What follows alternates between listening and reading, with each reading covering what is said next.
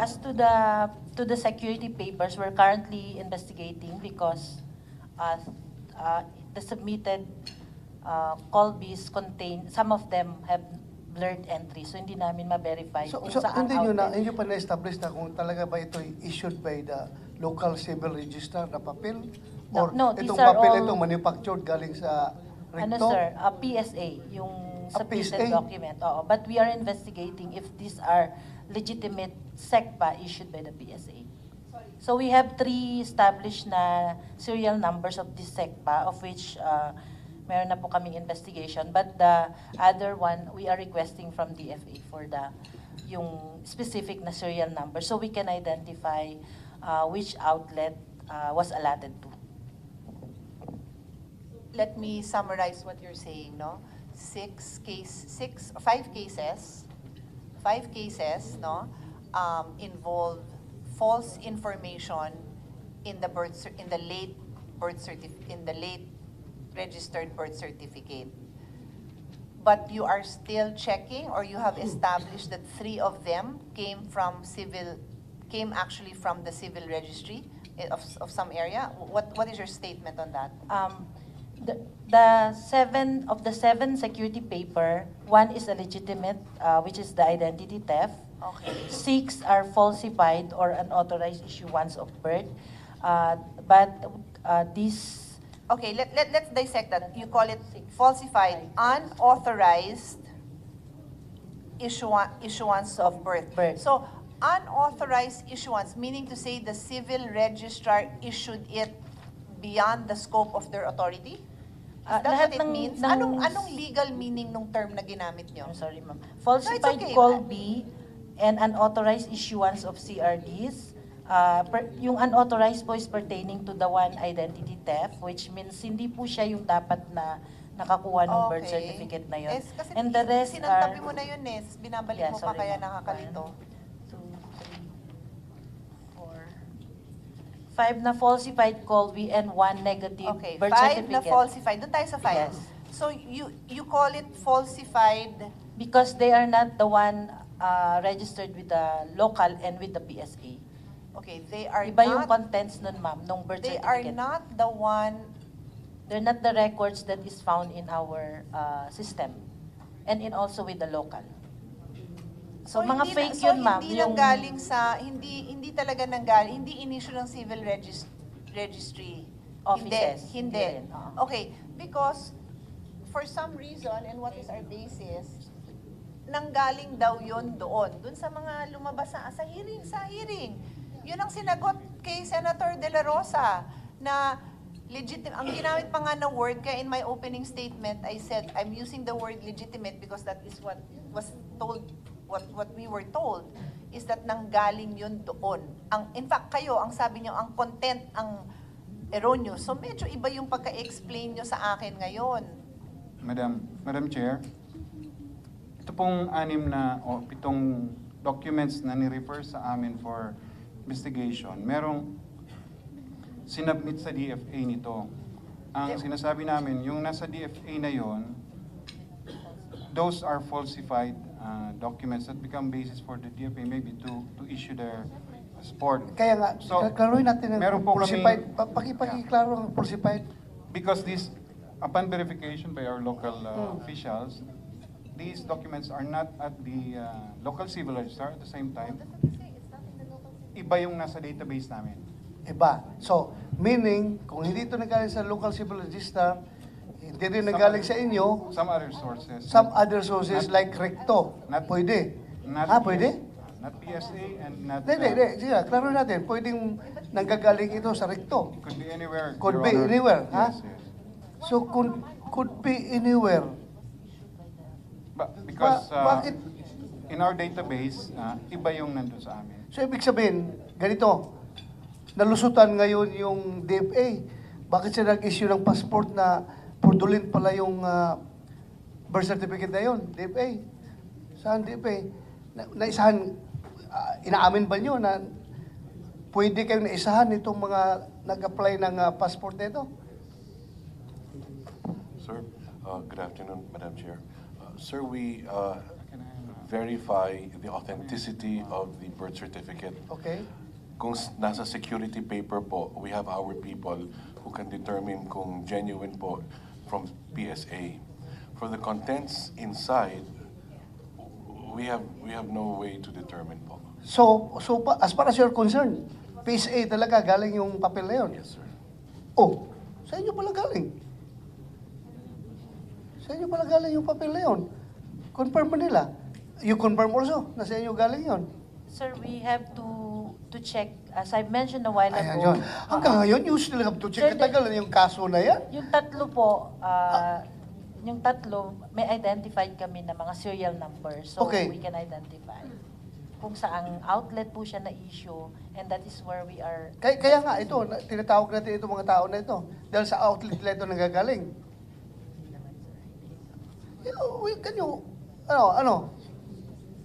Gagaling sa kanila.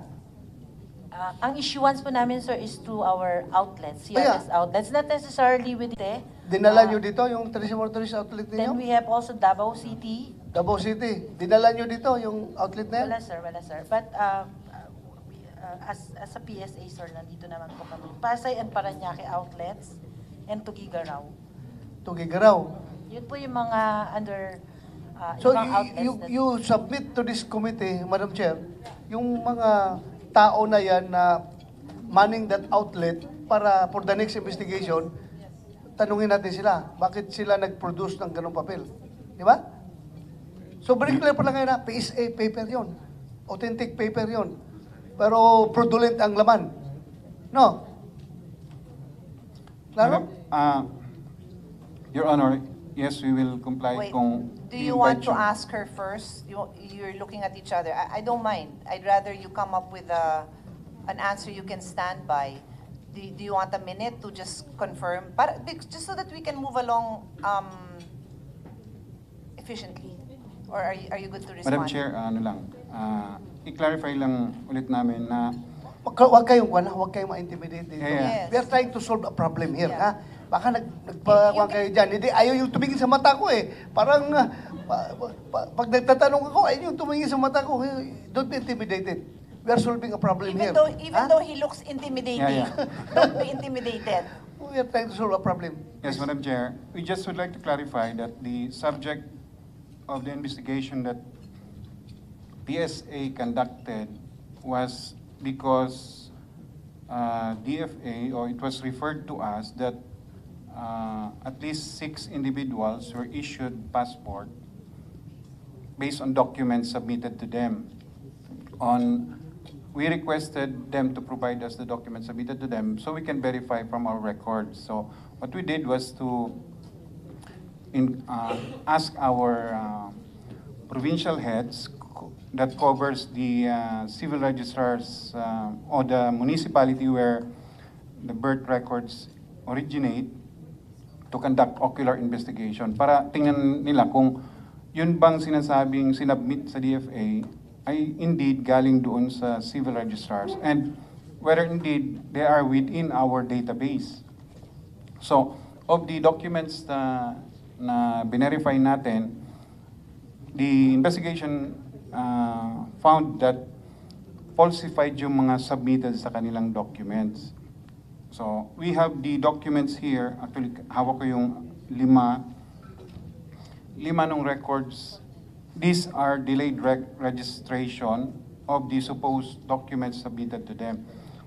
Ito ngayon ang pwede namin i-kumpara dun sa hawak ng, o sinubmit sa DFA because ang na-provide lang naman sa amin ay Xerox copy of what was submitted to them, not the original insect pa as submitted.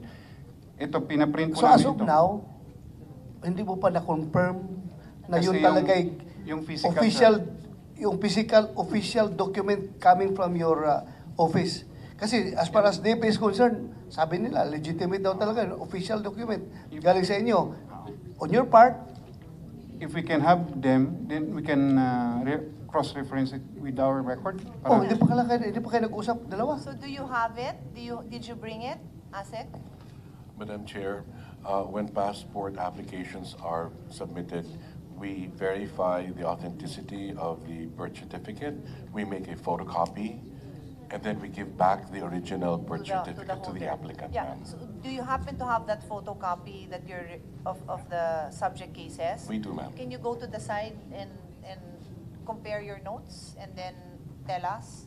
And I just want to confirm, colleagues, no, and for the record, that during the budget deliberations, DFA Office of Consular Affairs, in a letter to Senate President Zubiri, emphasized that the certificates of live birth that were presented to the DFA by most of these foreign nationals that were under investigation for passport applications are in their original PSA security paper form, and that these certificates were late registered. Mode of birth is either through midwife or hilot, and that the parents indicated in these documents are Filipinos.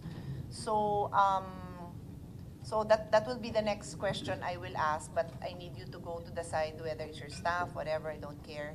Kindly go to the side and compare your notes. But I think what's one crucial element here is how did they get hold of the original? I think that kaya nga security paper yun, right? Naka-vault ba yan? Naka-vault ba yan? O, naka-vault. So, ngayon, lahat nitong subjects na to dun sa specific civil registry offices, tatawagin natin yung officer, yung civil registrar nung office na yon. Correct. To find out. For the record then, kasi the first hearing we have is from the policy level. So, that's why we didn't clutter our hearing with everybody yet, no? But do you have you want to proceed, or I'll let them go to the side and compare? Yes, Madam Chair. Or you can submit it. Ano bang? May I move, Madam Chair, na isama natin sa invitation yung outlet mismo na pinanggalingan ng papel na yon. Yung sabi mo, ano yung mga outlet yon? These are civil outlet where documents can be requested. Kaya, anong outlet yon? So kung So kung meron saan yung- Tugigaraw, yes, meron. Tugigaraw, We have 67 outlets. 7 so outlets. Kung sino yung involved, we can isama ask them natin, to come. Madam Chair. Akala ko ba sila to? Iba pa ba? Iba pa yan. They are the provincial heads where the... No, but I thought it's the civil registrars from these particular districts or what provincial, right? Yes, where Kaya the documents originated, Madam Chair. Pero yung sinasabi kanina, on the outlet where it was requested, supposedly requested, Yeah, kasi... but that would fall under their jurisdiction. Sa lugar nila, di ba? Not necessarily, ma'am. Eh, ba't sila nandito kung hindi sa inyo? Ba't namin kayo inimbita? Ano? Clarificatory. So you can register in a different area and then get your birth certificate in a different area. Possible yan. Like in this case, they registered in this particular area, but they received or they got their birth certificate From other original from another area. Yes, madam. Yan ang nangyari dito.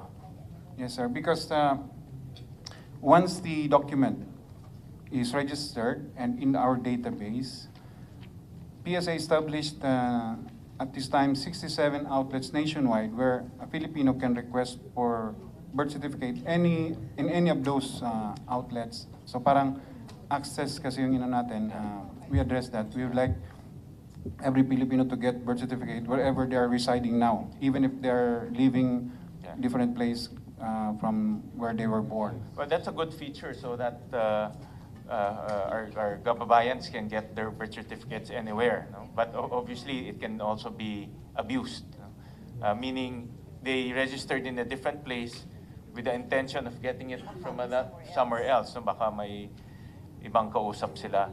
Can an LGU register and issue birth certificates? Can an LGU register and issue birth certificates? The LGU, through the LCR, To LCR. through the LCR is also allowed to issue birth certificate upon request of the So pwede document rin sila. owner. Yes, So po. aside from the outlets, the LGUs can Of course, also so issue. because they are primarily the owner of the birth certificates. Yeah. How many LGUs, how many LCRs are there nationwide? 1,634, Your Honor. All right. So supposedly all of these should have one civil registrar Yeah. mandated to register all vital events in their jurisdiction within that municipality or city, Your Honor. Itong anim pinpointed is non-LGU. It's PSA Oh, that registered and issue the birth These certificates? are within LCRs, registered at LCR. Because LCRs to. we cannot register on ourselves. The PSA office, either at provincial or regional, national, no mandate to register. You're just a repository, correct? Yes. Okay. Madam Chair. Madam Chair, may I suggest also to invite the civil registrar of that particular LGUs? Because apparently they're the ones who So receive. we need, or maybe you can put it on record now para hindi tayo nangangapa who are we calling. Let's establish, and you be the one to give us the names now. Where were these persons registered? Where did they register their late births? And then where, if any, were such certificates requested and issued? Kasi if there is really some kind of syndicate, then baka same areas yan. Right? So are you prepared to tell us? Are you going, check your record so that you put it on record so that we will issue the necessary invitation for the next hearing. But anyway,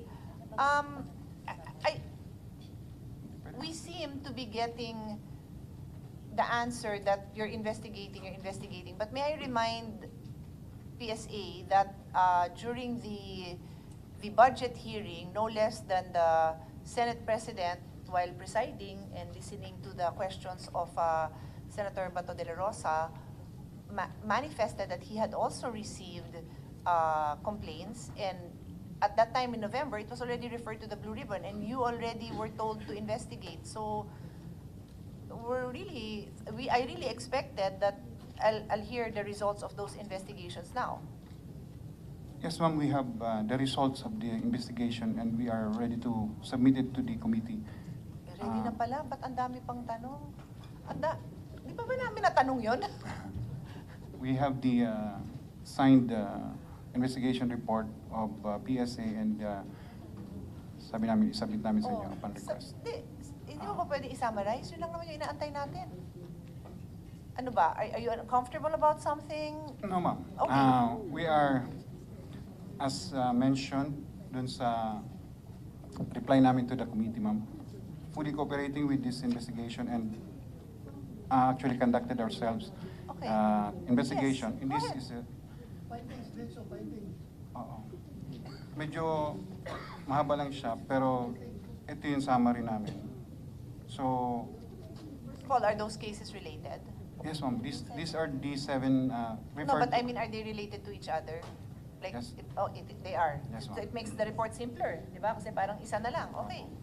So, on the case ng Pasig City, not mentioning the name, so the findings of the investigation is that the one submitted to DFA is not within our database.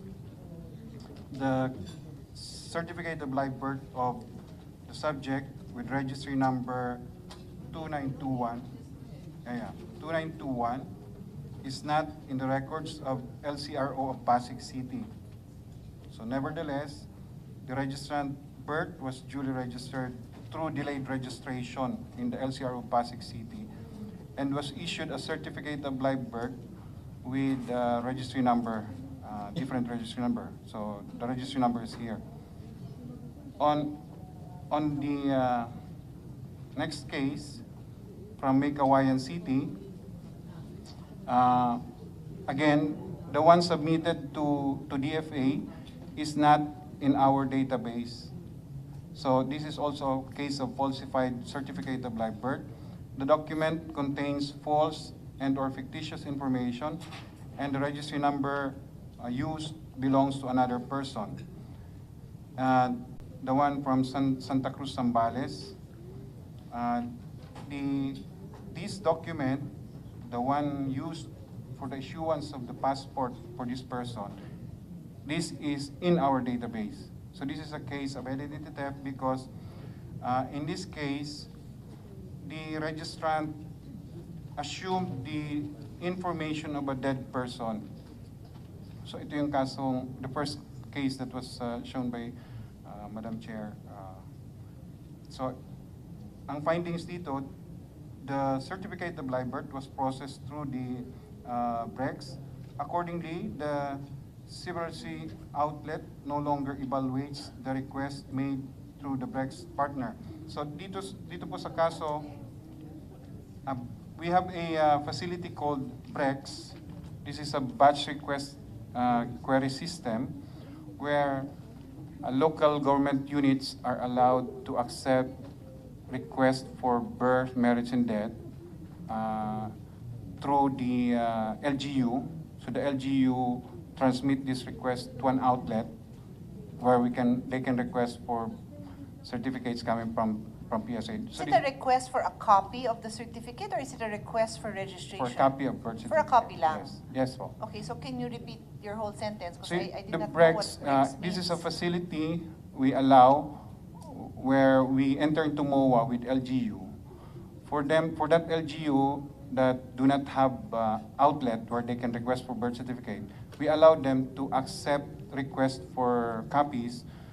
Kasi what we cater sa Brecks is yung mga walang outlets, kailangan ng tao ng birth certificate. So they can go to the LGU, request for the copy, and that... By one batch, the LGU yes, will through the actually. I batches. understand. So Yes, go ma'am. back to what you were saying now that I understand the term that you used. Yes, so on the case nito ni Santa Cruz Zambales, the certificate of live birth was processed through the Brecks.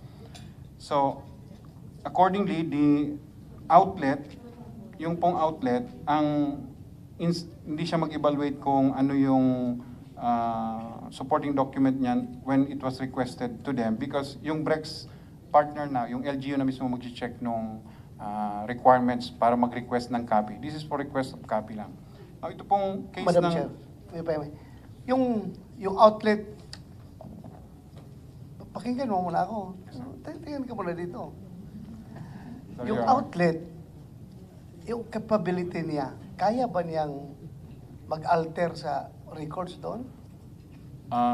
Your Honor, ang outlet po natin, parang ito ay mirror site ng ating database na nandito sa central office. So, Mirror? Yes. So, Kung if ano ang the- meron natin dito, yun lang ang marirequest nila doon. So actually po, pag nag-request ka sa outlet namin, we have 67 outlets nationwide. So if you go to an outlet, you request for a copy of birth, marriage, or death certificate, or SENUMAR sa isang outlet. So, i-enter yung request mo. Isusulat yung pangalan na nag-request ng isang tao. And then, that request will be sent electronically to central office.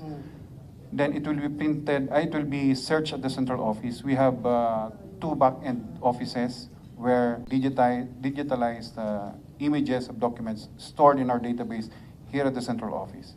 So ang nag-control lahat, database sa Yes, central Your office. Honor. What if ako'y Chinese na magdala ko ng pera doon sa outlet?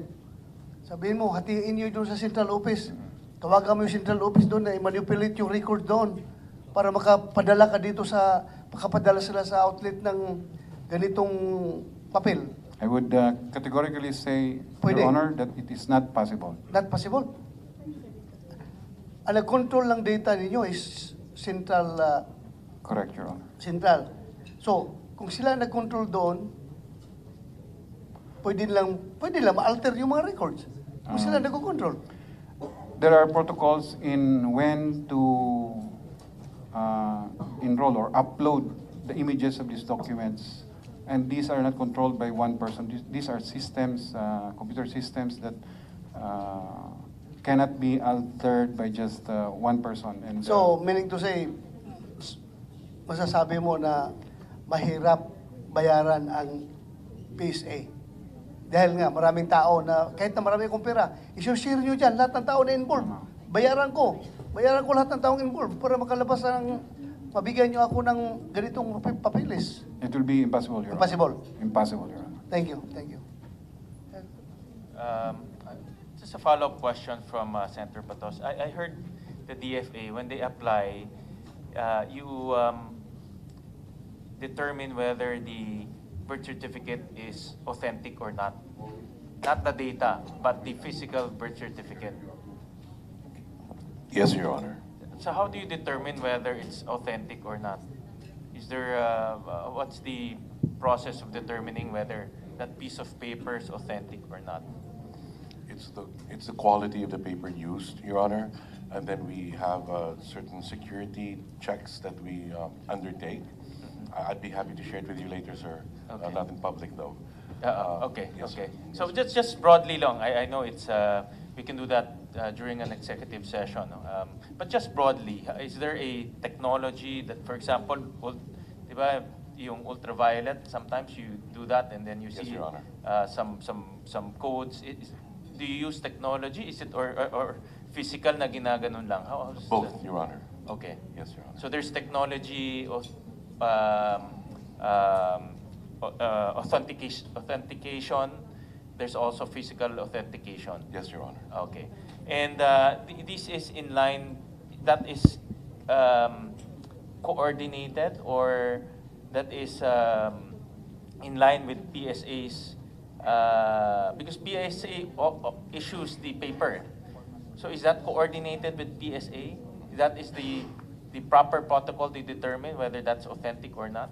Yes, Your Honor. They Okay. actually inform us of certain new security features, numbers that we look at, so we depend on them.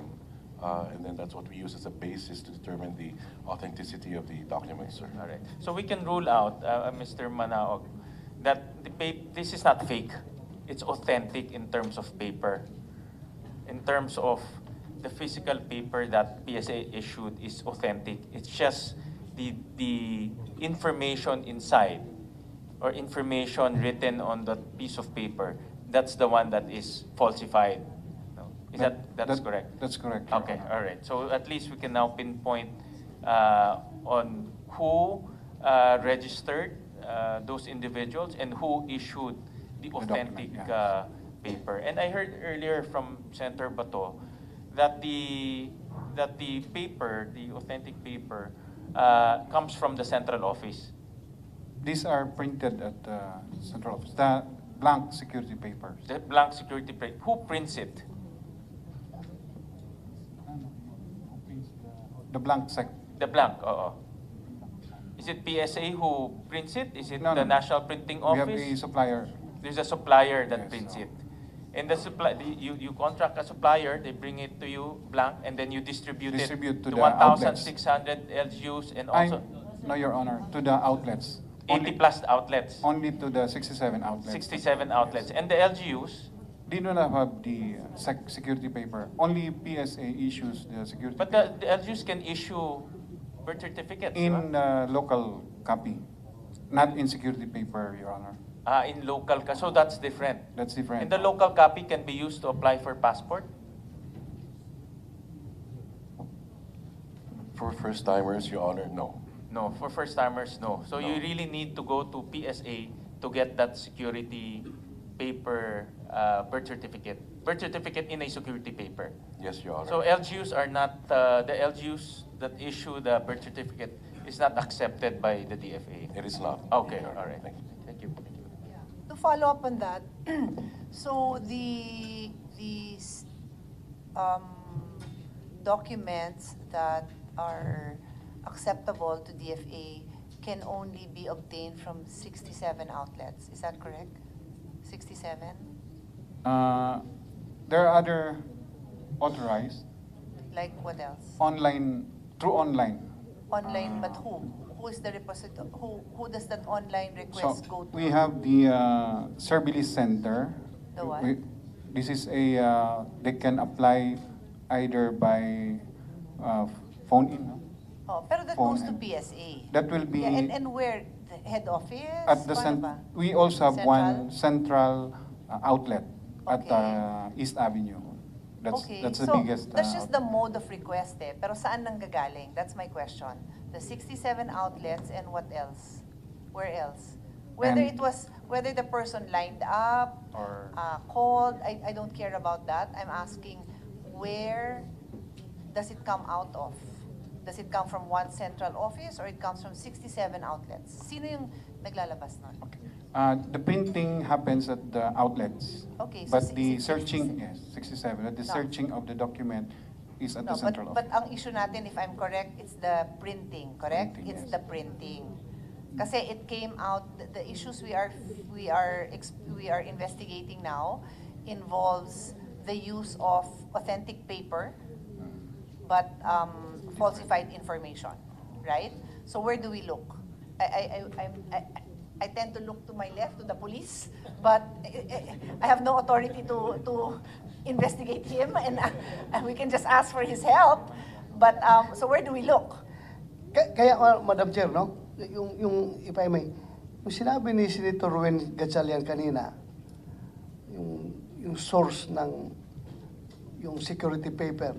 Kasi nung pag-imbestiga natin sa DFA, lumalabas doon na isa sa suspect natin din ay yung supplier nila sa hindi papel, yung supplier mismo ng passport ninyo, di ba? Pwedeng magkakaroon ng leak doon na pwedeng silang naggumagawa. So, sa inyo ba, pwede bang magkakaroon ng leak doon sa supplier ninyo ng form? Hindi. We have a concessionaire that supplies the security paper, blank security paper. Yung blank nga, oh. Halimbawa, sila na mag-discarte doon, maglagay na buyer, concessionaire niyo, pwede natin imbestigahan para matumbok natin ito. Dahil kung hindi natin ito masolve itong problema na ito, one day we will wake up na yung puno na pala tayo dito ng mga operatives ng Chinese Liberation Army in-invade ng Pilipinas. We have to learn from history. Yung mga Hapon noon, bago umatake ang Hapon dito, ang dami na nila nakakalat dito ng mga negosyante, mga farmer, mga businessman nandito. Pero pag putok ng gira, yun na, mga official pala yun, mga intelligence officer ng Japanese Imperial Army. So ito, mabigat ito ha, national security, pinag-usapan natin dito. Kaya ayusin natin ito na we have to come up with measures na ma-plug natin yung mga gaps. Kaya tayo nag-hearing dito para ma-solve natin itong problema na ito. So we encourage everyone to feel free to say, to cooperate para ma-solve natin itong problema na ito. Yun lang, Madam Chair. Thank you. Well, also follow up to Senator De La Rosa's statement, concern on the leakages of the papers. You have actually informed us that there are instances of theft of the security paper. So what is the status of this theft? And is there just one case of theft? Are there many cases being investigated? In times when there are these reported lost security paper, we immediately inform, especially DFA and other offices that require document, informing them of the series, the serial number of lost security paper, blank security paper. So yes, there are instances that security paper are reported lost. And does this come from just one outlet, many outlets? What?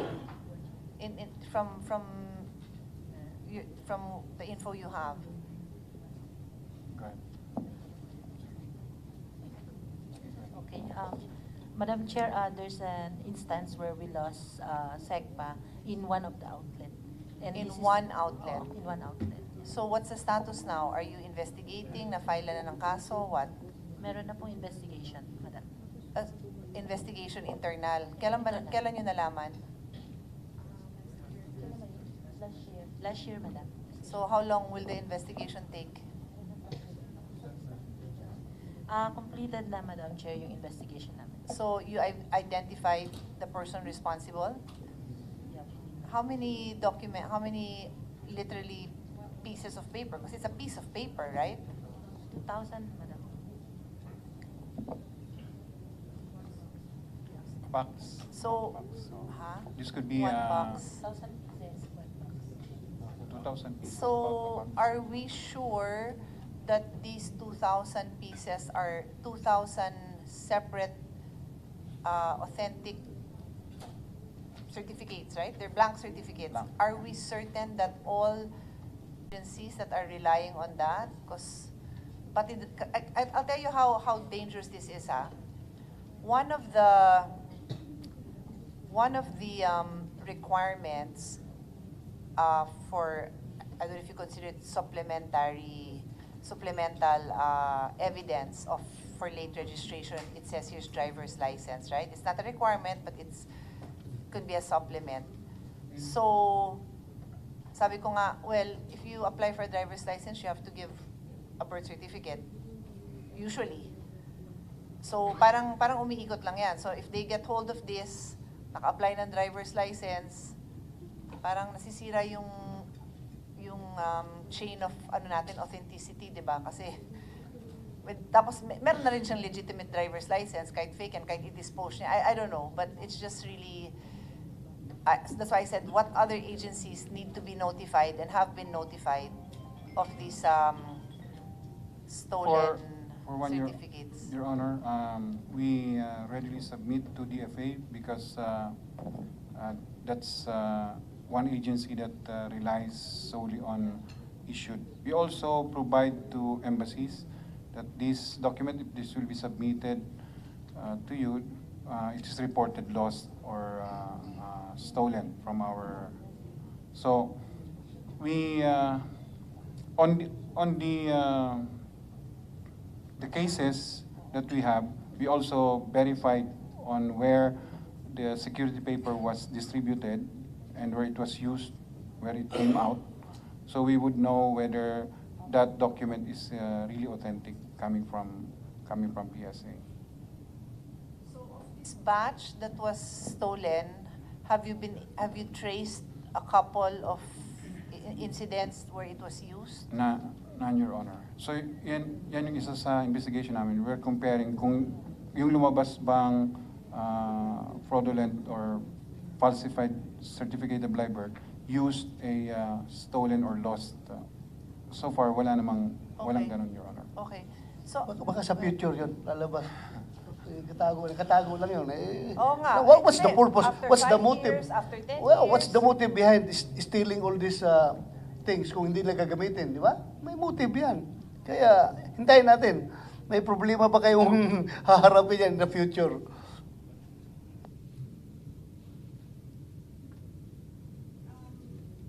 Can we get the report on the comparison of your DFA and PSA?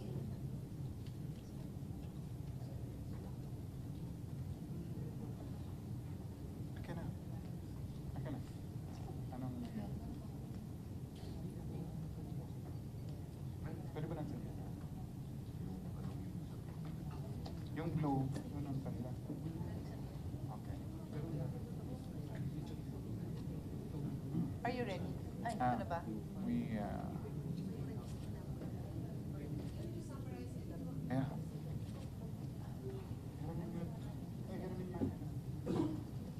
Pahirap. Pwede pahirap. Para ma-summarize daw. Yeah, before I go on to the next, yung stolen security papers, di ba may ano yan? Ano ba tawag doon? Serial Barcode, number. serial number. So ano yun? Aside from alerting DFA na these certain numbers are Lost. lost, parang canceled ba yan so that there's no way na ma-resurrect 10 years from now? Pagpatay na tayo, 20 years from now, 30 years from now? Paano ba yun? It's alerted sa system namin that if it will be used, then fictitious siya or And falsified. clear yung feature na yun na ting ting ting, may mga alarm bells, ganon. Yes, ma'am. Madam Chair, in-alert na rin ninyo ang DFA. Alam na nila yan. Sabi niya. We send Alam na nila. communication to them Mabuti. that these numbers are Okay. among those calls. Mabuti. Thank you. So anyway, sige, you wanna do a brief? Kinuha niyo ulit, so hindi pa tayo ready kasi I want to also give time for BIR to speak. Yeah, this one, go ahead. Just to quickly follow up, just want to ask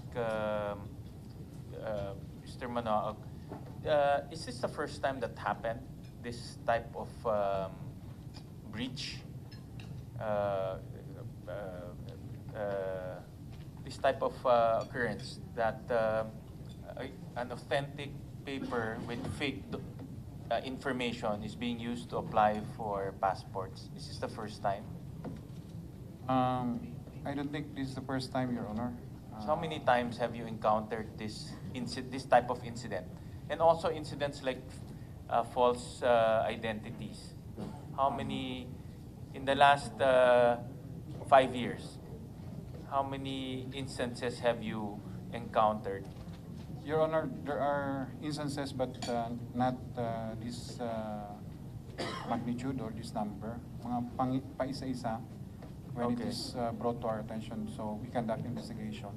Pero this is not the first time, Your This is Honor. not the first time. So in the last 5 years, do you say that every year there are cases like this, incidents like this?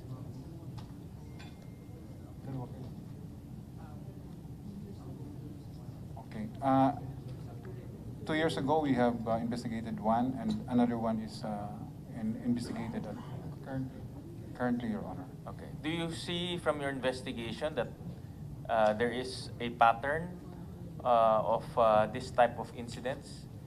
And do you also see an organized group behind these incidents based on your investigation?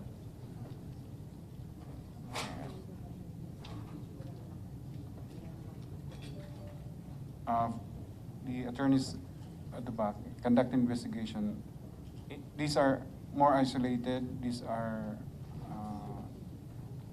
negligence, most likely, of the local civil registrar to verify the veracity of supporting documents submitted to them for late registration. So your opinion, these are all isolated, all of these 7 cases are isolated cases. There's no trace Pattern. of sindikato. May punto, may sindikato bang nag-ooperate? That's my point eh. Based on your investigation. On the investigation, Your Honor, the results showed that unique yung cases ng bawat isang kaso. Pero pare-parehong falsification ng document. Just submit to the committee the number of incidents, or number of cases, or number of investigations, maybe last 10 years. So we'll We will review we'll see if there's a pattern or not. Yes, we will submit, Your Honor. Madam Chair, yung sinabi ni Senator Wing Gatchalian na mga kaso na inimbestigahan nyo ngayon, pwede ba, kahit na hindi nyo sabihin yung pangalan, dahil nga sa, ano yan? Data Privacy Act. Ilan doon ang Chinese na pangalan? Yung 7, di ba may 7 kayo ng ilan dyan ang Chinese? Except for yung minor, these are, So lahat Chinese. sorry, except for the one in, Di, huwag ka matakot. Nag-imbestiga nga tayo dito eh. Anyway, we can explain to the Data Privacy Commission na nag-imbestiga Except for kami the, dito. Kailangan. Puro Chinese yon. yes, Your Honor. Yung 6, Yes, Your isa lang yung Pilipino.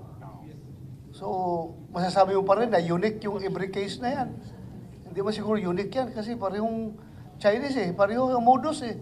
Not Filipino yung isa. Kaya nga, not Filipino, mga Chinese. Chinese, tapos Oh. the other one is not Filipino. Not Filipino. The one who assumed yung identity. Oh, may Vietnam pa. Yes, Your Honor. Oh, so ito lahat ito most likely involved sa Pogo. Itong mga tao na ito. Most likely ha. Hindi pa naman tayo nakakuha, pero most likely. Ha? Kaya, yun nga. Pero, anyway, beyond their, kung ano yun, Madam Chair, siguro, baka sa BI na yun na trabaho, yung pag-check kung involved ba sa Pogo itong mga tao na ito, yung 7 na ito, BI, na-check niyo kung involved sa Pogo ito? Or sino ba dapat pag-imbestiga niyan? Kasi alam ko, PSA, repository nga lang daw sila eh. Bakit pa nila mag-imbestiga kung anong nature of work ng mga tao na yan? Repository lang sila ng records. Yes. Your Honor, for this case, I was invited to speak on a specific case, so I'm not ready to explain, but maybe my other colleagues from the Bureau can provide information. Nandito pala yung NBI. Saan yung NBI? Kayo yung nag-imbestiga, di ba? Ano to, mga Pogo-related na mga personalities ito? Pardon, Your Honor, the specific division who is on bathroom break. CR lang po, sir. Sorry. Ano, pagbalik niya. Thank you. Thank you.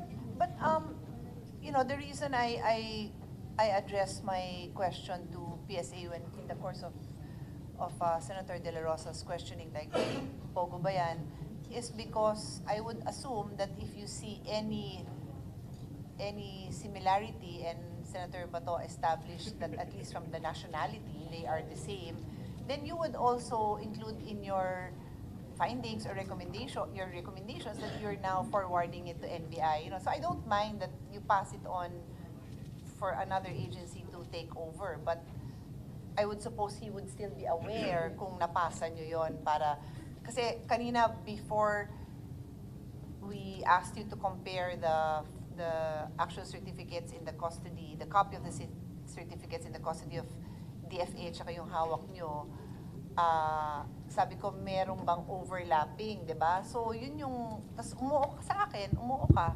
So ano yung overlapping na yun? Tas ngayon sabi mo walang similarity. Ano yung overlapping na ibig nyo sabihin? Kasi I thought it meant na na-trace nyo na lahat ng galing sa ganitong outlet doon na request, di ba? Because it could be, the registration could be in one area and then the request for a copy could be somewhere else.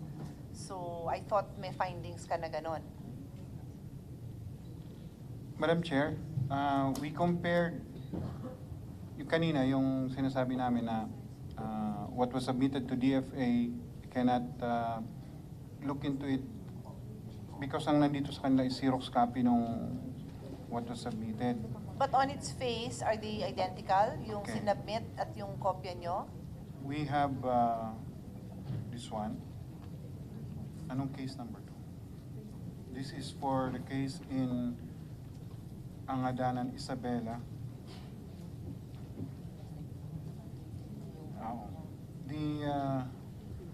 The security paper is a legit security paper for Cotabato City. But yung serial number ng document, but the barcodes of the document being requested, this was issued in Tuguegarao. So these are this is a discrepancy that we see in this document, particular document from meaning Angadanan. the certification, the certificate and the barcode should come from the same location. Should be the same outlet. Okay. And Because- in that case, it did not come from the Did same. not come from the Is same. So one involved. Okay. And then, sige. so for this case, Baka talagang totoong That's sabi ni Senator Ruben na may sindikato na nag-operate Yeah. dito dahil parang involved more than one Correct. One. subdivision of your office. Dito galing ang isa, dito galing ang isa. Siguro, paano sila nagka-coordinate? Through a syndicate.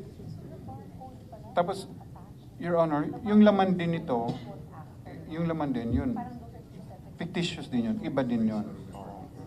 So parang it's a combination na yung the SECPA is, the security paper is issued to an outlet in Cotabato City.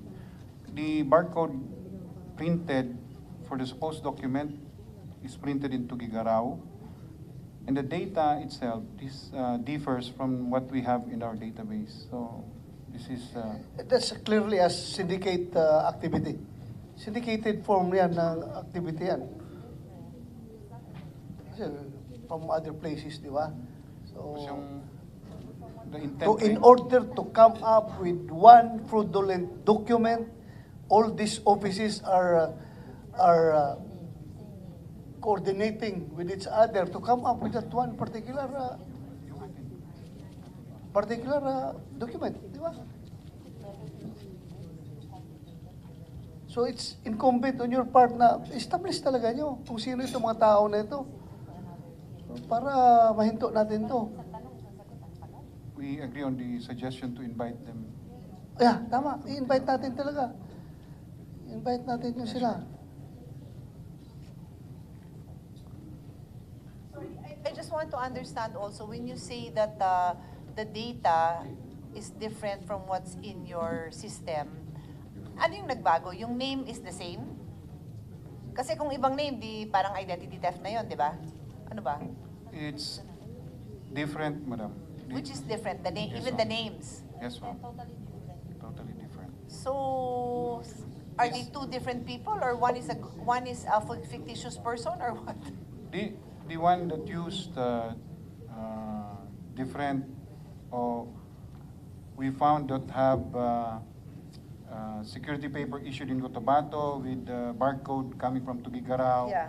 This is the one used for passport application. Checking it in our database, it's a different document entirely. And a different name, everything is different. The name is different. The parents, can we show this one? Yeah, of course. The registry number are different. This one is delayed registration, while the other one submitted to DFA is supposedly timely registration. It's been submitted within 30 days after birth. So, Madam Chair, masasabi mo ngayon na posibleng involved yung mga tao ninyo dyan sa loob? Masasabi mo ba? Posible may involvement dahil tingin mo? Your Honor, both the timely registration, which Oh. means within 30 days after the birth, and the delayed registration, all these processes happen at the local civil registrars, Your Honor. Yes, Local Civil Register. because they are the ones to register the event, Your Honor. Yeah, Either by timely I- registration or 90% agree with you. Before we have this hearing, meron ako impression na gano'n, Madam Chair, na sa local talaga nagdidiskarte ang mga tao na yan. But still, hindi pa kita ina-absoluto, ha? Yung ahensya mo. Yes, Hindi ko sure. totally ina-absoluto. May 10% pa na naiwan. Kaya karuhin talaga natin ito matapos ito yung investigation na ito. yes, Your Honor. Pero mas malaki talaga ang tsansa, di ba, sa LCR. Because the registration process occurs at the local civil registrar, Your Honor. Ang problema lang, wala kayong control dito dahil LGU ito. Technically, they should be following the guidelines for registering an Oh, pero event. as far as their day-to-day operations are Yes. concerned, Yes, wala Your kayong Honor. control. Administratively, they are under the jurisdiction of local chief executives, Your Honor. Kaya kung ako ang mayor, kurap ako na mayor, mayroong magbayad sa akin na Chinese, sabihan ko lang yung local civil registrar ko, resto mo yan, diskartehan mo. Pwede mangyari, di ba? That's a possibility, Oo, Your Honor. pwede mangyari. Although we, So very important talaga na next hearing natin, Madam Chair, we invite those local civil register kasi sa kanila talaga nang gagaling yung problema. Thank you. But again, I'll remind to get a accurate response doon sa tanong ni Senator De La Rosa. Yes, they are under the jurisdiction of the LGU, but susunod nga sila sa inyo when it comes to the technical. So we are relying on you to tell us what are the changes that have to be made to ensure that these kind of events are, if possible, totally eliminated. It's impossible to do this.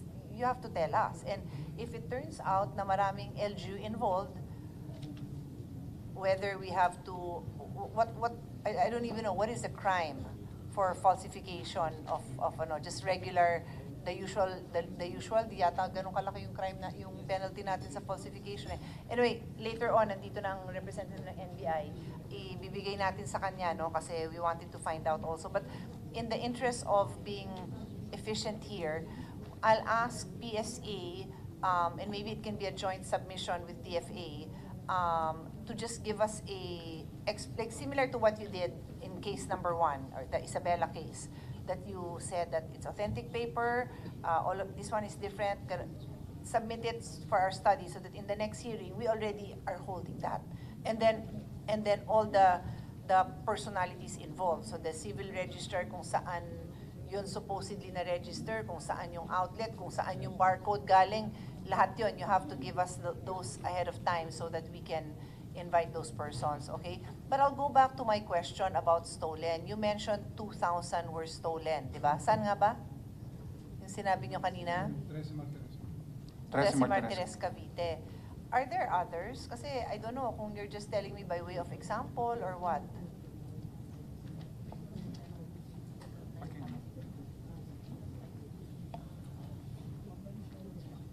Tsaka sure ba kayo na 2,000? Kasi... One box yun, ma'am.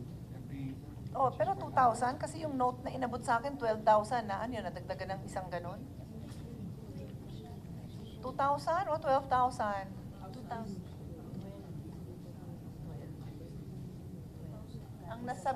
Ang sinubmit nyo sa amin in writing is 12,000. So was that a typo?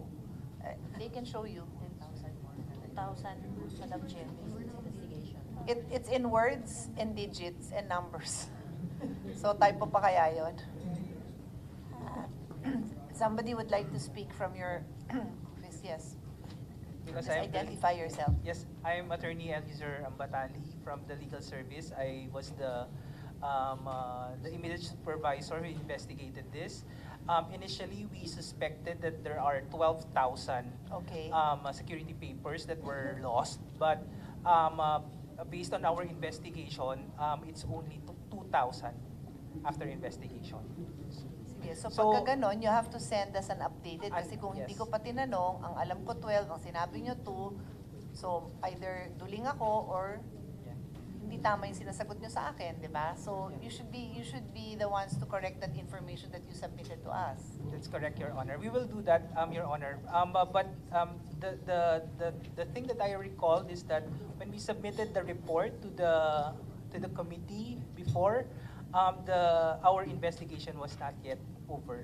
So Yeah, but we already established it now na 2, so it would be preferable if you can say na for the record po, yung sinabit namin na 12, ay 2 na ho ang final finding namin. Hindi yung, ito, yung ginagawa natin ngayon, ma'am, hindi 12, yung 1, o ay typo, o, di ba? Ang haba pa ng proseso, just say, tell me it's 2.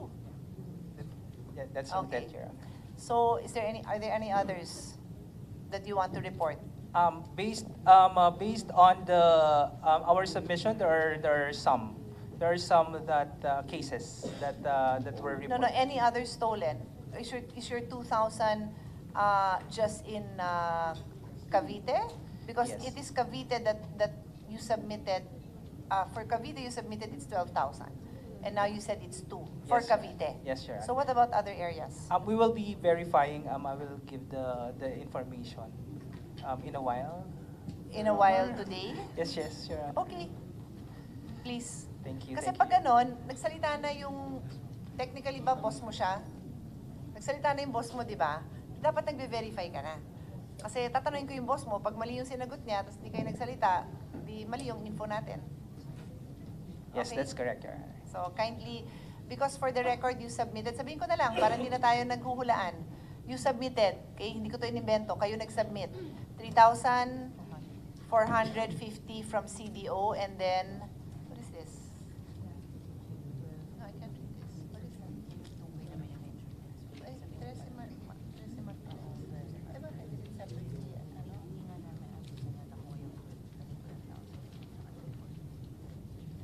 Okay. So what you submitted to us was 12,000 for Cavite and 3,450 for CDO. So kindly update that, okay?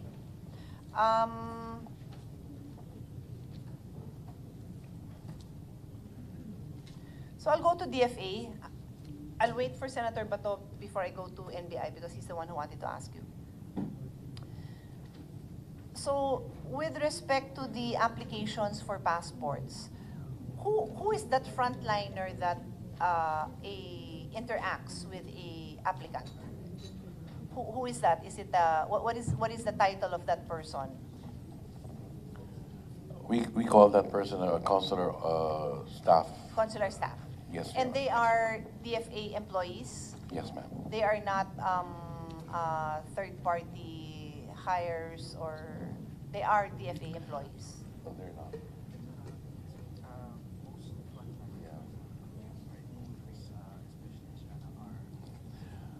Madam Chair, most of our DFA employees are staff, but we have several encoders who are not. Okay, but they're just encoders. Yes, So yes, to Madam be Chair. clear, when I ask sino itong nag-i-interact, I guess there's somebody who will just receive the documents. Tama ba? Receive, but who does more than ministerial task? Who are those people who do more than ministerial?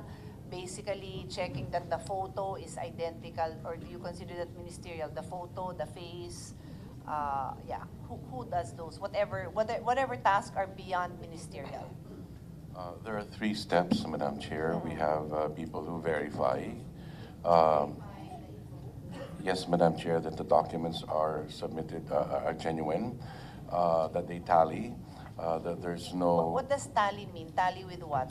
Because sometimes, Madam Chair, they write a different name on the application, and then they are missing 1 letter from the birth certificate. It happens most of the time. Yeah, I'm sure that's very common. Oo. Pero yung ibang-iba naman yung pangalan, hindi naman. Hindi po. So yung consistency lang. You're talking about Yes. consistency. Yes, Madam Like Chair. the age and the month of the birth, yung year, di ba? Yes, Okay. And the photo? The photo with respect to the actual... We check the government-issued ID, Madam Chair. ID. Yes. Which includes what? Can you enumerate? What IDs are these? Right now, the one that we depend on would be the national ID, ma'am. Okay. And then among the other IDs, we also use the driver's license, the PRC ID, the OWA e-card. We have the voter's ID. For first-timers, birth certificate is mandatory. Not, Yes, Madam Chair. not all these other IDs that you're referring to. You need a birth certificate. Yes, Madam Chair. And 1 government-issued ID. And in addition, 1 government issue. Yes, Okay. Madam Chair. Okay, so going back, that person doing this important process, particularly with the birth certificate, is what? What is the title of that person? Yun yung sabi mo na consular employee? Yeah, well, we call that a processor. Madam Processor. Chair. So, because what I'm driving at, so just help me out, who is the last stop in your process in ensuring that the documents or the facts are as factual as can be? That processor, or ano yung verification process na yan? So we have the processor, Paul. Okay. And then we have another group that verifies. And then the final one would be the group that would encode the details. And they're constantly double checking everything. Yes, Madam Chair. Overlapping. Yes, Madam Chair.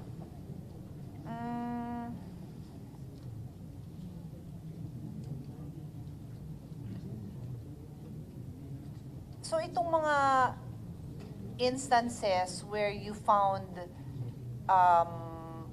doubtful certificates of birth, who caught it?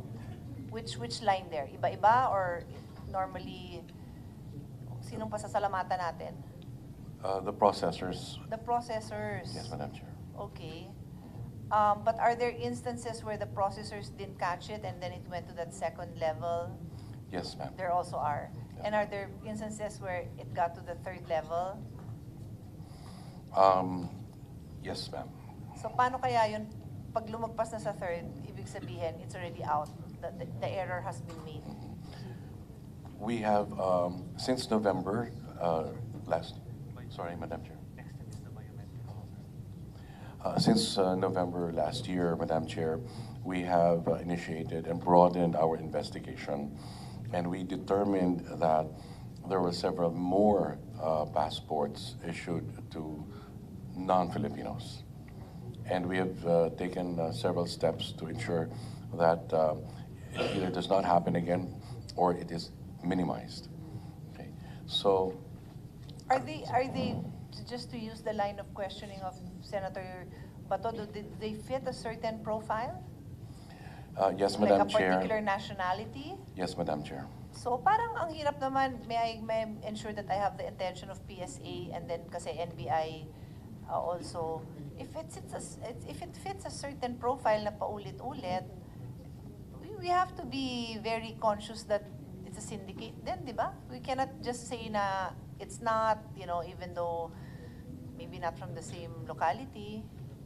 And I'll ask for I'm not an investigator, that's not my area of expertise, so I'll just ask maybe NBI later on to comment, but that is noteworthy.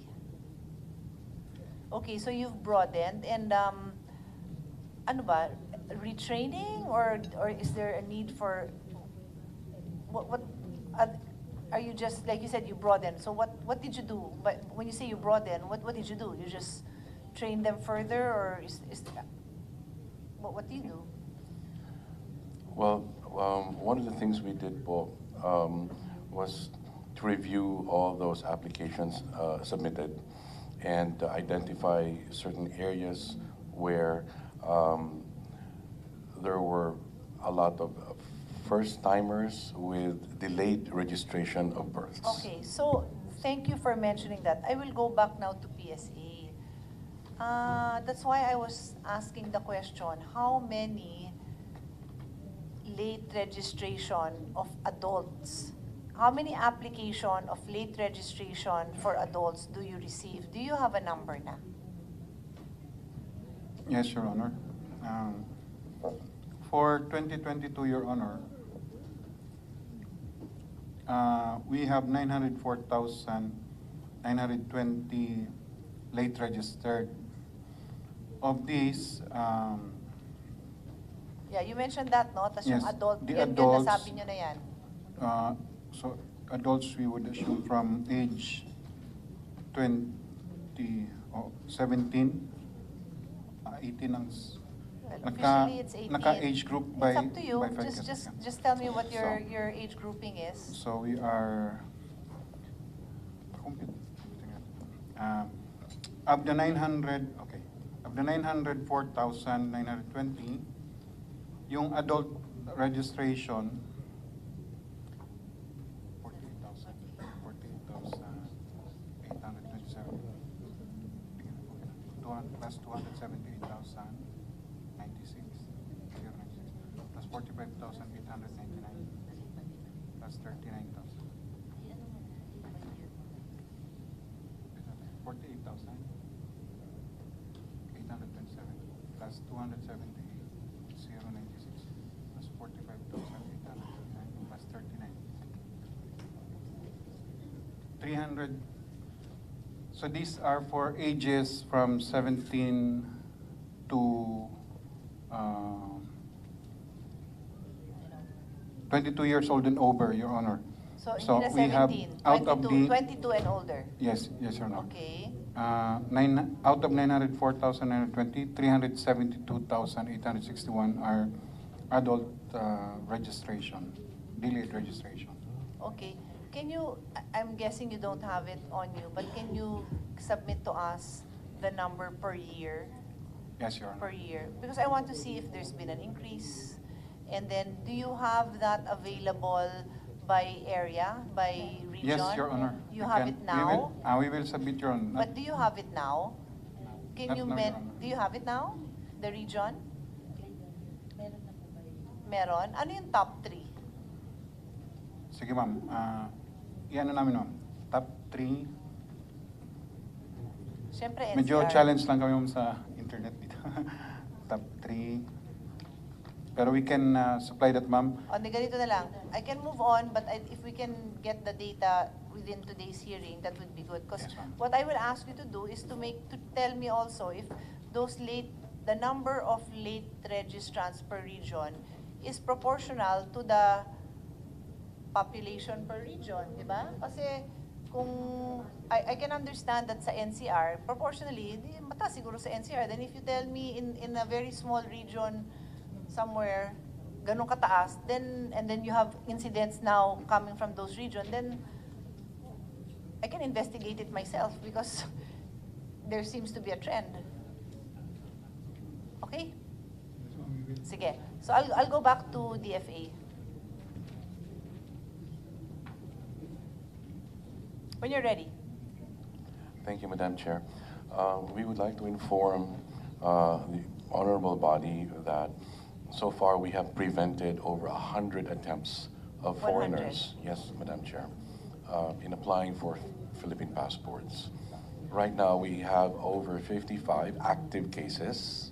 Oh, and you filed cases against them? We Or refer when them. you say cases, you mean that you are investigating? We refer them already, ma'am, to our law enforcement agencies. Okay.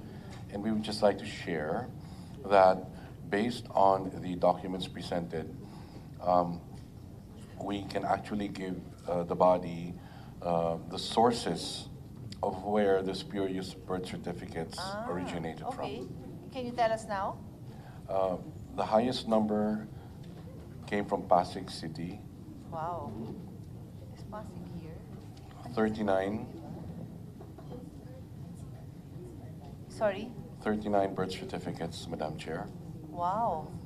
The second, So just for the record, no, we'll be sure that the civil register from Pasig is present next week, next hearing. Yes, go ahead. the second, Madam Chair, is Santa Cruz, Davao del Sur, with 21 Double this. delayed registration of births. Sandali lang ah. So, Mr. Lebria, you're aware of that you have a high number in a civil what do you call it, LCR under, basically within your jurisdiction, you're aware? Madam Chair, I'm sorry, this is the first time to hear that number. Really? So, Mr. Manao, these things were already brought to your attention during the budget hearing last November. So, paano ba yan na hindi kayo aware and you're not doing anything about it? Ma'am, You know, I'm yan- very hesitant to call a Blue Ribbon Committee hearing because I assume that the government agencies involved are doing their jobs. I don't want to do your job for you, and I don't want to embarrass anyone. And if a resolution is filed or if the Blue Ribbon alerts me, I don't even automatically assume that I will have a hearing because if you're doing your job, I'll give you time to do it. But this was last November. So December, January, February, March, 4 months. And he doesn't even know that ang daming nangyayari sa kanya unless ina-investigahan mo siya na hindi niya rin alam. No, ma'am. Yung investigation was revolved on the what was referred to us by DFA. That's one case for that particular So if LCR. hindi rin kayo nag-uusap na it's one of the top numbers. Yes, ma'am. This number came out today, but on what we are investigating, this was referred to us by DFA for verification. So we investigated on those documents. But it also tells me that on your own, you were incapable of finding out also. Diba? In other words, if you didn't hear of it today, if you didn't call a Blue Ribbon hearing today, you do not know that this is happening. You do not know. Yeah, this is triggered by what was submitted to other offices and then referred to us. On our own, On your own, you do not know. That's Yes. it. That's part of the problem. No, I mean, if you tell me our systems do not alert us, then we know we have a problem.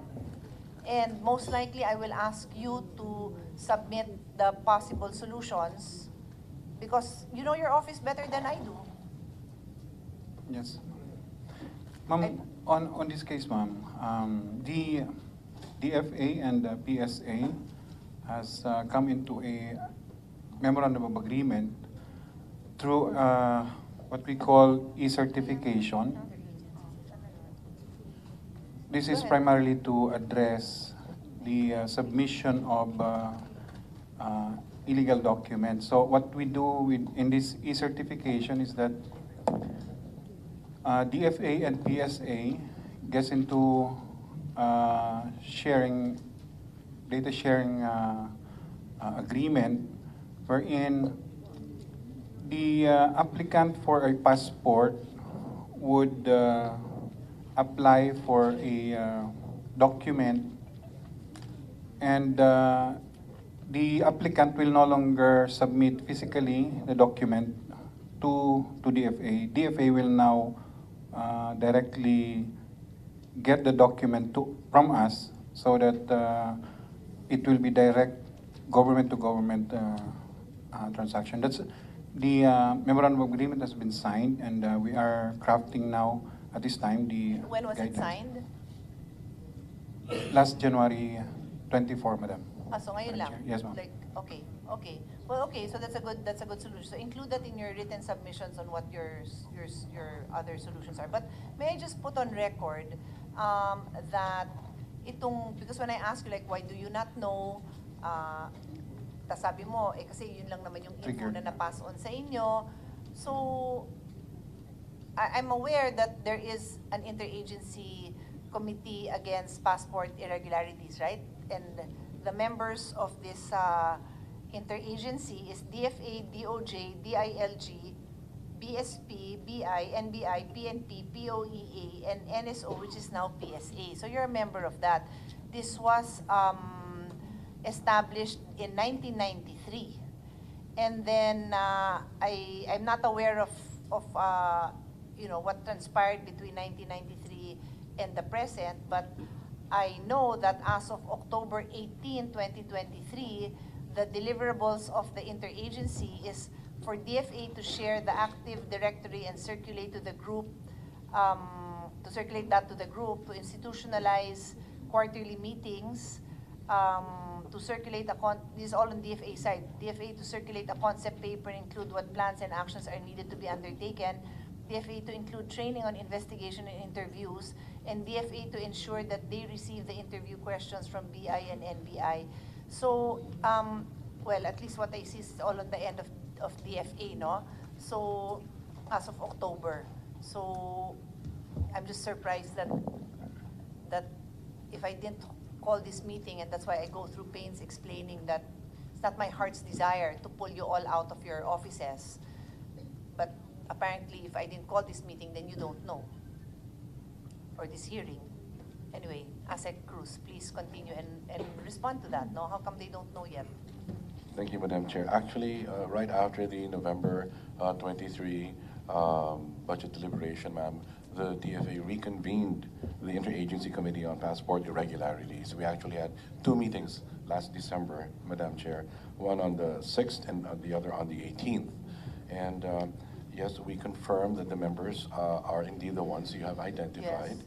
And we are actually in the process of signing an MOU with all the members in terms of strengthening the national security through interagency synergy to safeguard the Philippine passport's integrity. Wait, what was the other thing that you just signed? It's e-certification, Madam Chair. No, you already mentioned an MOU kanina, no? We drafted an MOU. Yung sabi nyo nung January lang, itong January lang, what was that? Oh, that's for the entire membership of the yes, Madam interagency to basically share all this information. Yes, Madam Okay. Chair. But I mean, I'm just saying, I will repeat that as of today, he did not know that meron kayong na-identify na high frequency of these we mentioned it during the meeting in our ICPI. The top 3. Let the record show na nagtinginan ang PSA and ang DFA. The top 3 sources of... So now you know. So you mentioned the top 2 was Pasig City, and then Davao del Sur, and then what was that? Do you want the third? I just randomly asked for the top 3. The third is Manila, ma'am. Sorry. So I know if I'll wait for them, well, go ahead. The third is Manila, Madam Chair. The fourth is Quezon City. Ah. Okay. Anyway, you'll give us a complete list. We will, Madam Chair. Thank you. Okay.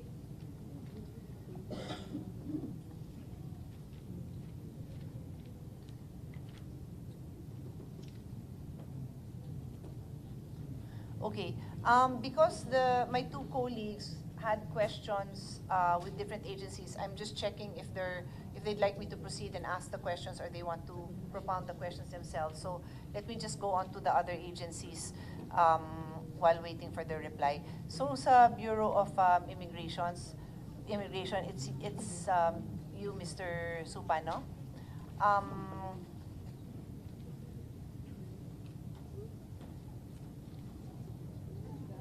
Yeah, so can you tell us what do you have numbers similar to DFA in terms of how many incidents do you have, whether it's in a month or in a year, in terms of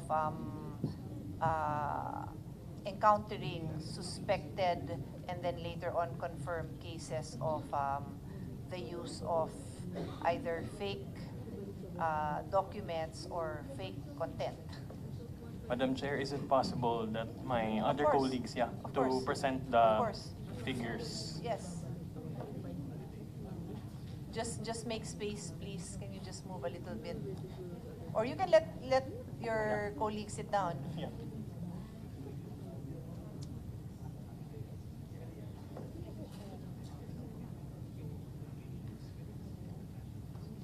Good afternoon po, Madam Chair. Hello, just identify yourself, your name, so we can put it on the record. I'm Attorney Anisha Haji Hassan po.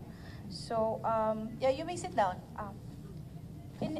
initially po, not including the case of the Filipino with two Yes. identities po, we submitted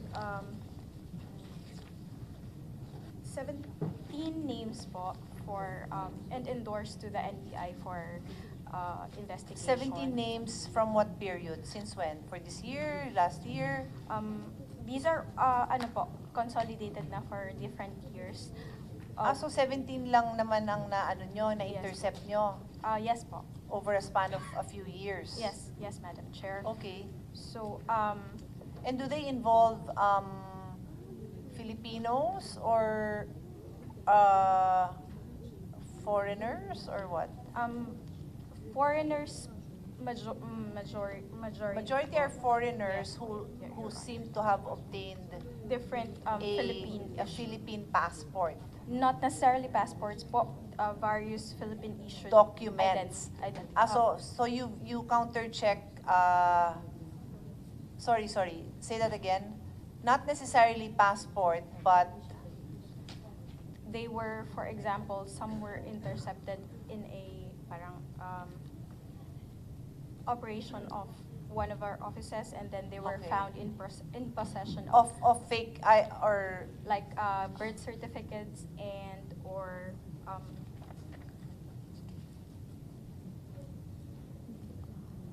yun lang po. other government issued documents, Yes, maybe. Okay. Philippine passports and birth certificates. Okay, sige.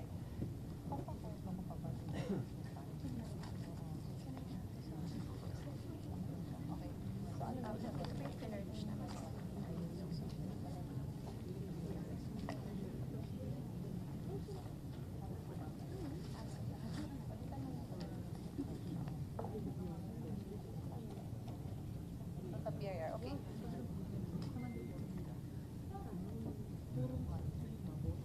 Sige, while I'm waiting for our colleagues, I'll go ahead and ask, call on BIR.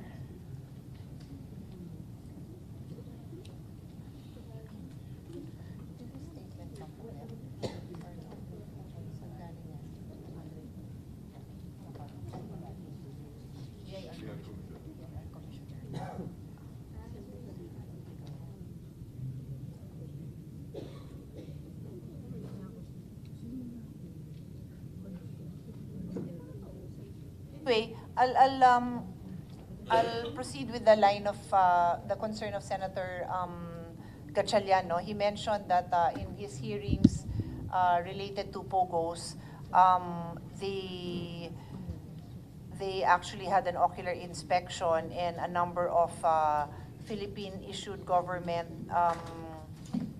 documents or Philippine government documents were seen, and the question he is raising is the lack of personal appearance in obtaining these documents. So my question to BIR, and this is Attorney Tibayan,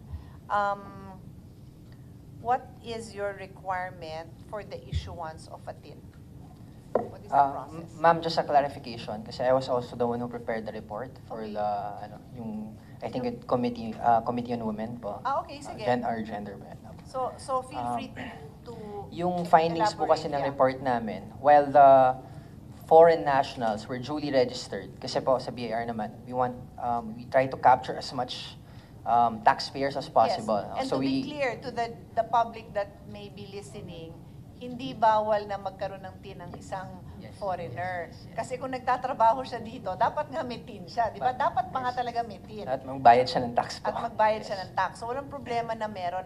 Kaya nga ang binanggit ko na katanungan is, ano yung what is the process to obtain a TIN? Because, and pause muna, whether it's with PSA or DFA, does this TIN, and TIN is a tax ID, right? That's what it is. It's a tax ID. Can they use that as suppletory IDs? Not with DFA. How about sa PSA? Nagagamit ba yan for dun sa late registration nyo, di ba? You accept other types of IDs. Yung TIN ba, tinatanggap nyo rin? Ma'am, hindi gaano kasi wala siyang date on birth, date of birth, wala ring place Okay. of birth. So, more on the name lang yun, ma'am. Okay. Yung ni-require namin, ma'am, yung names, ay government-issued ID that can supply the requirement for name, Birth. complete name, date of birth, place of birth, and preferably kung may parents. Kaya, number one doon sa list, parang baptismal certificate kasi kompleto yung Okay. data, ma'am. Okay. Anyway, so back to you. Just to clarify po, yung TIN po, ang details po niya, yung ID mismo, is the TIN number, complete name, address, birth date, and the issuance date of the TIN. Issuance date Apo. of TIN. Okay. Ang TIN ID cards nila weren't legitimate. So they were validly registered sa amin. Unfortunately, yung mismong card, kasi po may QR code po yan eh. So that's a way to authenticate using our ORUS system. Yeah. Kung legitimate nga po yung ID, and it seems that pinaprint po nila sa, hindi ko po alam sa labas yun or sa So recto. in other words, they went through the process of applying because they are in your database. Pero yung parang physical proof nila of that ID is not, is fake. Kasi po, when you register with us, that's how we make it convenient. The employer can register for the employees as long as duly authorized and the proper documentation. Pero when they ask an ID card from us, that's where we become mas strict. Because we don't want them having fake IDs po. So if no ID is requested, then the employer can process the TIN application? Yes, opo. Okay. So I guess yung nangyayari po nun is, yung mga TIN ID po, siguro naisip nila, ay kailangan pa mag-appear personally. Baka naghanap na lang sila ng parang tinatawag ng iba, fixer, ganyan po. Minsan po actually. But what is the use of that ID for them? Maybe they use it as an ID. Possibly po, to present sa government agencies. Pero pag chinek po namin yung QR code, skinan po, hindi po kami nag-issue ng mga Okay, yun. I understand. Is there anything else you want to add? That's all po, Madam Chair. Sorry, one last question. No?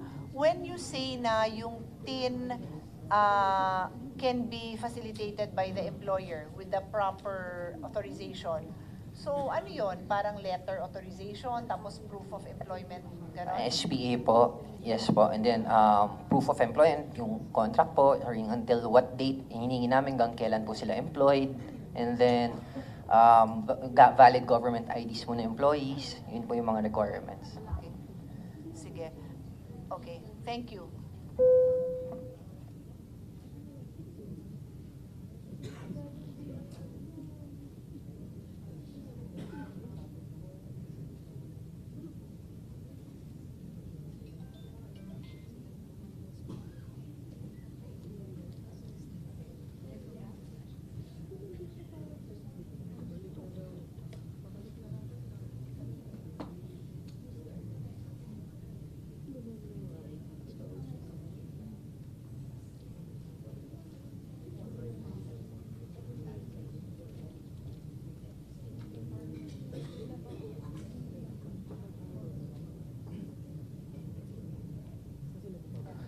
Thank you, Madam Chair.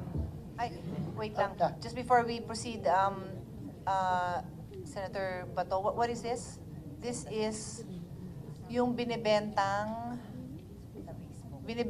so what we see now are screenshots of tins that are available and also other government IDs.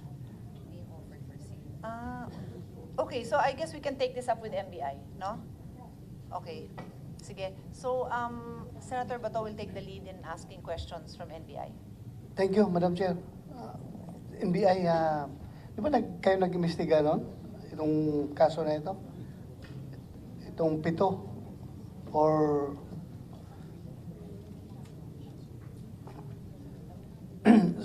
so far, itong mga kaso na ito ng... Meron pong mga na-endorse sa Meron. Senator, yes. So, ilang kaso na-endorse sa inyo? In total po, 55 number of names of the foreign nationals endorsed to the NBI po. 55. Yes. Puro foreign nationals. Yes po. Most of them Chinese. Other than those intercepted at the airports po, yung iba po kasi hindi pa namin na-establish kung ano yung nationalities nila because of what were endorsed to us are only names of the foreign nationals with their corresponding Philippine names po. Okay. So- Were you able to establish kung itong mga tao na ito ay mga Pogo-related personalities? As of now, Sir Senator, hindi pa po namin siya ma-connect doon with the Hindi Pogo pa. operations. Yes po. Pero Pero we are on the... ginawa niyong investigation is parallel investigation. Yes Merong po, ginawa Mr. yung DFA, sila rin, merong ginawa yung kayo NBI, meron din. Yes po. So, And, so far, anong findings ninyo? Come up. meron na po kaming mga recommended for filing of charges against yung ibang foreign nationals. Kaya lang po, the request pa for review and evaluation po ng DOJ. Yung foreign nationals lang ang mga kakasuhan. As far as yung nag-facilitate, involved sa mag-facilitate nito mga papilis nito, wala pa kayo na pinpoint? Wala. Paunti-unti po, Mr. Senator. But,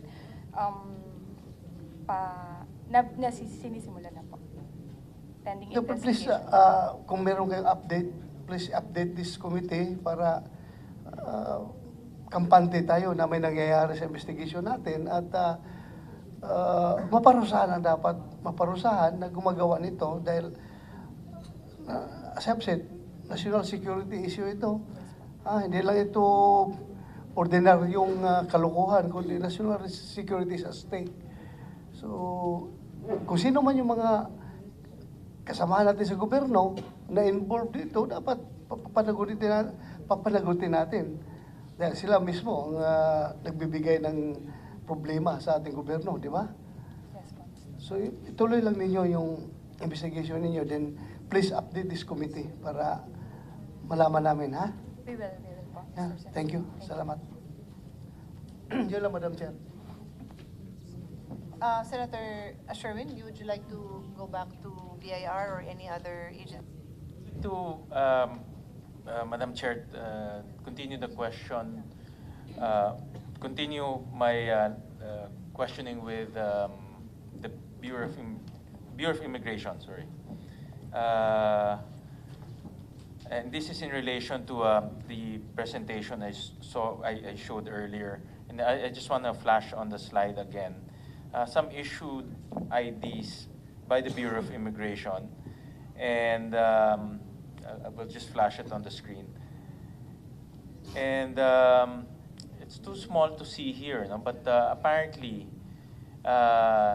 the Bureau of Immigration issued an ID, and in the ID, the registered employer is Brickharts and Rivendale. And Brickharts and Rivendell are Pogo entities that were raided August 1 of 2023. And these IDs were recovered November 30 of 2023. So in other words, the registered companies were already raided and closed down 3 or 4 months prior to the November raid. And would like to inquire from the Bureau of Immigration, how come these IDs are still being used even though after the original company, Rivendell and Brickharts, were already closed down 3-4 months ago? Sir, our colleague will speak on the Go ahead, matter. go ahead. So in other words, even though they're closed down, sarado na itong company, they're not allowed to operate, but these individuals still carry a live current BIID whose registration are under the previous companies who were raided and closed down. So these are just a few of the individuals that were apprehended during that time. But we don't know how many of these individuals still carry the same ID going around in our country and showing valid IDs issued by the Bureau of Immigration. So, paano nangyari ito? Di ba after the raid, these IDs should have been forfeited, should have been revoked, so that they will not be able to use these IDs as a form of identification? Go ahead, sir. Good afternoon, Madam Chairman, Your Honor. Fortunato S. Manahan Jr., the Chief of the Intelligence Division of the Bureau of Immigration. Yes, Your Honor, we agree with your observation. With regard to the Rivendell and other companies that you mentioned, Your Honor, as far as we can remember, there were like 4 big operations that was conducted last year: the Smart Web, Sinchuang, Hongtai, and the Rivendell. We want to share to this committee that all those registered foreign nationals under those companies, their ACRI cards and the visas were all revoked already, canceled and revoked. Weeks or months after the operations conducted against those companies. With regard to the ACRI cards found on those companies, yes, we agree, because Mr. Chairman, Madam Chairman, yun po yung the usual illegal activities na ginagawa, jumping from one company to another. That's the reason kung bakit po namin kinakancel ang kanilang mga ACRI cards in violation of the condition of their stay. Meaning, they're not supposed to be working on that company, pero still, sinicircumvent po yung law. And once we found out that they are doing those kinds of illegal activities, definitely we will recommend the immediate cancellation and revocation of their visas and ACRI cards. Thank you, Mr. How fast is the process? Because in this particular case, the raid happened August, but November they're still holding the IDs. So how fast can you? What is the process of revoking these IDs? Because it's already been established that Rivendell and Brickharts are illegal companies, but these cards are still valid even after 3 or 4 months after the raid. Yes, Your Honor. The physical card, valid pa rin ho, pero in our system, it's already canceled and revoked. Meaning, if they intend to transact, to convert or to extend or to move to another visa, yung system po namin mag-hit that the iCard in their possession are not valid anymore, and there should be a charge against them because they were involved in a previous illegal operation ng mga law enforcement agencies. Pero the physical card po, it will always say na it's valid unless na kami po ang makahuli, and we will destroy the card. I strongly suggest that the physical card should also be confiscated, because in our country, physical cards matter. No? We all know that our government agencies, they're not interconnected. There's no way for one government agency to check the validity of information through the other government agency. It's the physical card that matters in our country. So once you show the physical cards, immediately you think that this person is legitimate, the card they're holding is also legitimate, but we're talking about crimes. We're talking about those are human trafficking syndicates that were apprehended, and yet they are carrying valid IDs. Even though you're saying in the system it's not valid, but I think it's better to just confiscate it para hindi nila magamit. Yes, Your Honor. In those cases, yung operation po na yun, yung BI po is not the lead agency.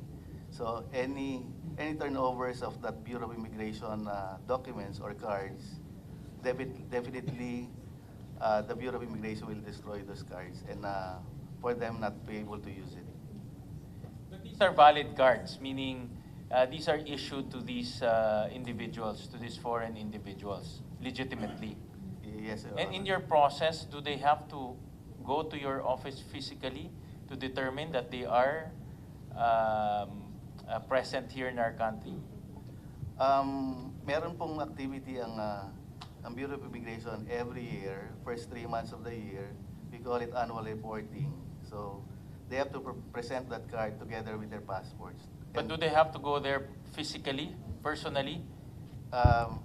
Yes, Your Honor, but there's an innovation na introduced that soon it can be, the use of the technology,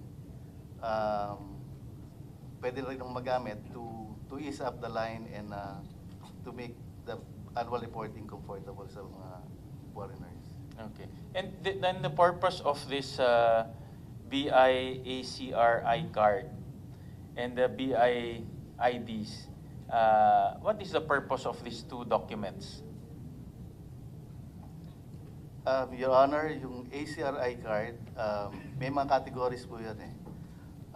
I think there's like 10 colors of the ACRI cards.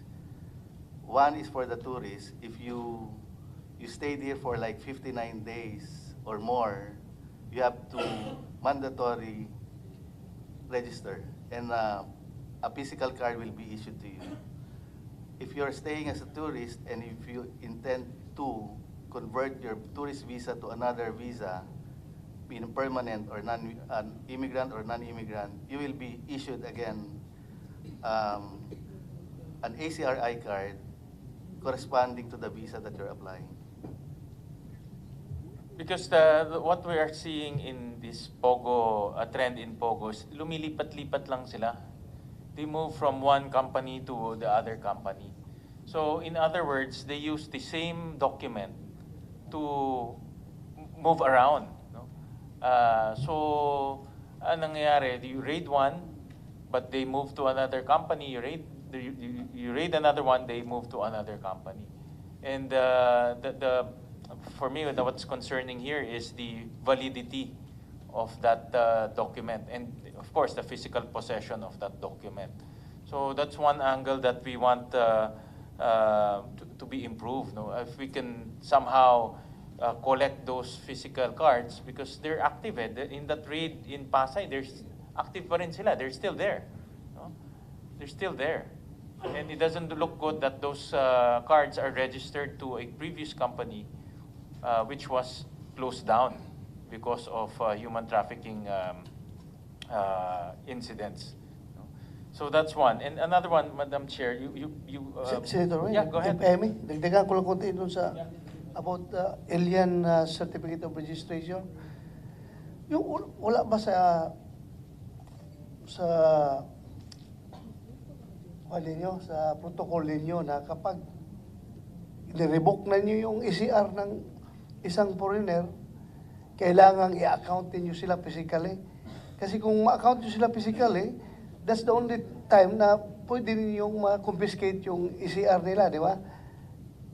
So hanggang revoke lang kayo. Revoke lang ganun. Tapos wala na. Hindi na inyo hinahanap yung mga tao na yan kung nasaan na. Your Honor, for those involved sa recent big operations, yes, we cancel or we revoke the ACRI cards together with their visas. And to update, of course, our system, our legal division or our Bureau of Immigration issues either a deportation order or allow departure order. So meaning, mawawala na po sila sa aming system and the record will show that they are deported. With regard to ACRI cards na kailangan po ma-account, the only time po na ma-account namin sila at maka-cancel if they're involved in legal activities and being caught by our operations like intelligence division operations or the fugitive search unit operations. Kaya nga, kung na-cancel na niyo yung kanilang, na-revoke na niyo yung ECR nila, do they still have reason to be here sa Pilipinas? Kung cancel yung ECR, wala nang rason na andito pa sila. Wala na po. They have to go out. It's either they undergo a deportation order or an order to leave issued by the Bureau. So, yun nga, kung wala nang rason sila, they have no more reason to be here because their ACR is already cancelled, dapat physically i-account niyo itong mga tao na ito. Kasi kung hindi natin na-account, hindi natin na-deport, sabi nga ni Senator Win, palipat-lipat lang yan. Lipat dito, pag na-read yun, lipat na naman doon. Lipat naman doon. So, hanggang aabot sa ang punto na yung krimen nila, string of crimes na ginagawa nila. Walang katapusan yung krimen nila kung hindi natin na physically account itong mga tao na ito. So, I suggest, kayo, sa BI, dapat i-account niyo physically ito dahil revoke lang ninyo ECR. Afterwards, wala kayong actions taken. So tuloy-tuloy lang rin sila. Not unless mahuli sila sa police for any crime, tapos mapasok sa system ninyo yung, revoke na pala ECR na ito, custody natin ito, then subject for deportation proceedings. So ganun lang tayo, kapasive. So dapat active tayo para mahinto na yung mga krimen na patuloy-tuloy na ginagawa itong mga tao na ito. And, yung na-involve sa barilan ng doon sa Port Bonifacio sa BGC. Na-involved doon sa anti-kidnapping group ng PNP. Yung tao na yon, kung sigurado ako, ganun din yan ang sitwasyon noon. Kung na-account niyo yun, hindi na yun ma-involve sa another crime na kidnapping. Kung in-account niyo, sigurado ako, membro yun ng Pogo na palipat-lipat gano'n na nawala ng trabaho dito, lipat na naman.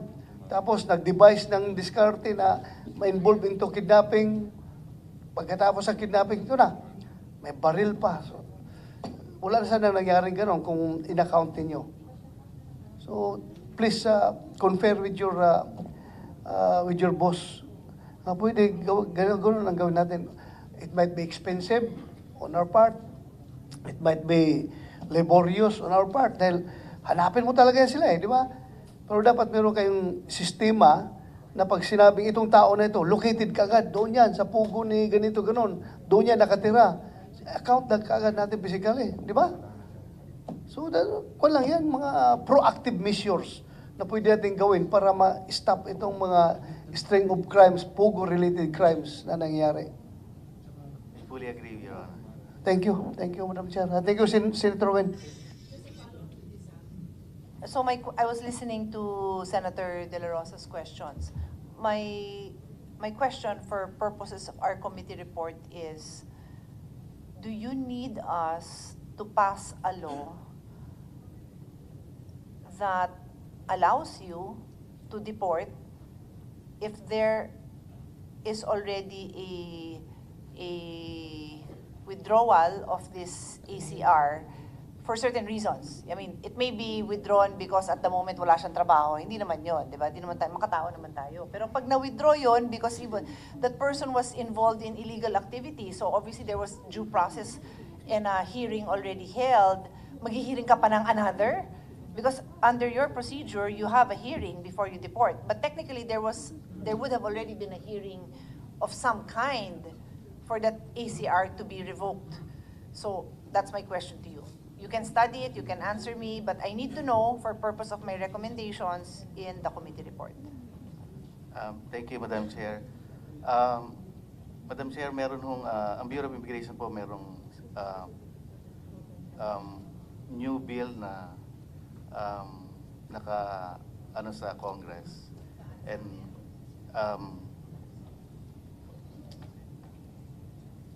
nandito na po sa Senate. Apo. And what you have mentioned, Madam Chair, I think parang wala pa po yung guidance na ganon to be included sa provisions of the new immigration bill. So study it and then give me a recommendation. If hindi na wala naman tayong bina-violate na due process, then tell me what kind of law you need to empower you to do that. Because what are they hanging around here for? Parang pang tayo pa yung nag-create ng environment na magstay pa sila. Diba? If that ACR was withdrawn for very valid reasons and not just simply nag-expire lang yung maganda naman yung trabaho dito, hindi naman ganun, no, to be clear. Okay, so we'll wait for those recommendations. Okay, Senator Sherwin. You're absolutely correct, Madam Chair. The ACR is issued to a particular person and a particular company. Tama? Since that company has been raided, no? So wala na yung particular company na yun. And those people are also included in that raid. So it's either that ACR gets canceled and they go back to their homeland because they came here to work for that company. Kung meron silang crime, then of course they get deported. But anong nangyari kasi, nakita namin ni Senator Bato, they move around eh. No, sinanay ito, they move around, and there are so many cases. No? They move around, and the reason why they are being hired also, I heard, is because they have experience already in this type of operation. No? So better to get this type of people rather than get new people. Because getting them involved in this type of operation is also very complicated and risky. That's why they move around. But Senator Win, Madam Chair, siguruhin natin na itong mga tao na ito is hindi ito yung na-raid previously, nahuli ninyo, tapos nirelease na naman for whatever reasons. Kung may involved dyan na bribery or what, baka nirelease na naman, tapos napunta na naman sa ibang kumpanya. Sigurin natin na hindi nangyari yan, ha? Dapat pag nahuli ninyo, take appropriate actions. Huwag niyo pa hayaan yung mga tao ninyo na baka mamaya, ma-bribe sila, i-release naman nila yung tao. Balik-balik ang problema natin ito. Umiiling-iling yung ulo ni Colonel Juan Saliguro na hindi na nangyari yan daw, hindi nangyari. Pero ako lang, thinking ko lang ako, aloud, advanced thinking lang ako. I'm not accusing you na ginagawa nyo yan. Ako lang siguruhin natin na pag nahuli, appropriate actions. Pwede ba manahuli? Halimbawa, yung sinabi ni Senator Win na ni-raid yung isang kumpanya na yun. Tinik-custody nyo ito yung mga tao na ito. May chance ba na ma-release ninyo kagad, ma-release ninyo ito at ma-recycle, ma-employ na naman sa another Pogo company? Mr. Chair, I can speak only for the Bureau of Immigration. Three ways lang naman po ang pwedeng mangyari dun sa subject. One is continuous detention and then deportation. The other one is bail, and the other one is the case is dismissed. So Dismiss sa level ninyo? Sa level po namin. Level? Administrative. Administrative kasi parang kayo, di ba? Quasi-judicial kayo na body, yung PI? Yes, Your Honor. So kayo nagkukuha sa mga immigration cases ninyo? Yes, Your Honor. So pwede nga pala, kung na-dismiss yung kaso, ma-employ na naman siya sa another illegal Pogo company. Nakalabas dismiss. Or kaya, ano pa yung isang rason, sabi mo? Bail. Pag on bail siya, hindi naman magtanong yung employer na ang importante niya, meron siyang physical body na marunong mag-Mandarin na magamit niya sa kanyang operations. Hindi mo naman magtatanong kung on bail ka ba o hindi, di ba? Pero yung, Your Honor, once the subject is on bail, they need to report twice a month. Wala namang problema. Twice a month, magtrabaho pa rin ako. Pag, end of the month, mag-report ako sa inyo, tapos balik naman ako sa trabaho ko. Di ba? Yes, Your Honor. So, ako, paano natin ito, Madam Chair, isolve ang problema? Dahil pabalik-balik Pabalik-balik. I'm not sure if you've asked, if one of the gentlemen have asked the question, but yung ganun nga na raid na, yung employees ba niya, are they put on some kind of a watch list? Like just a watch list, may ganun ba? Natanong ba yun?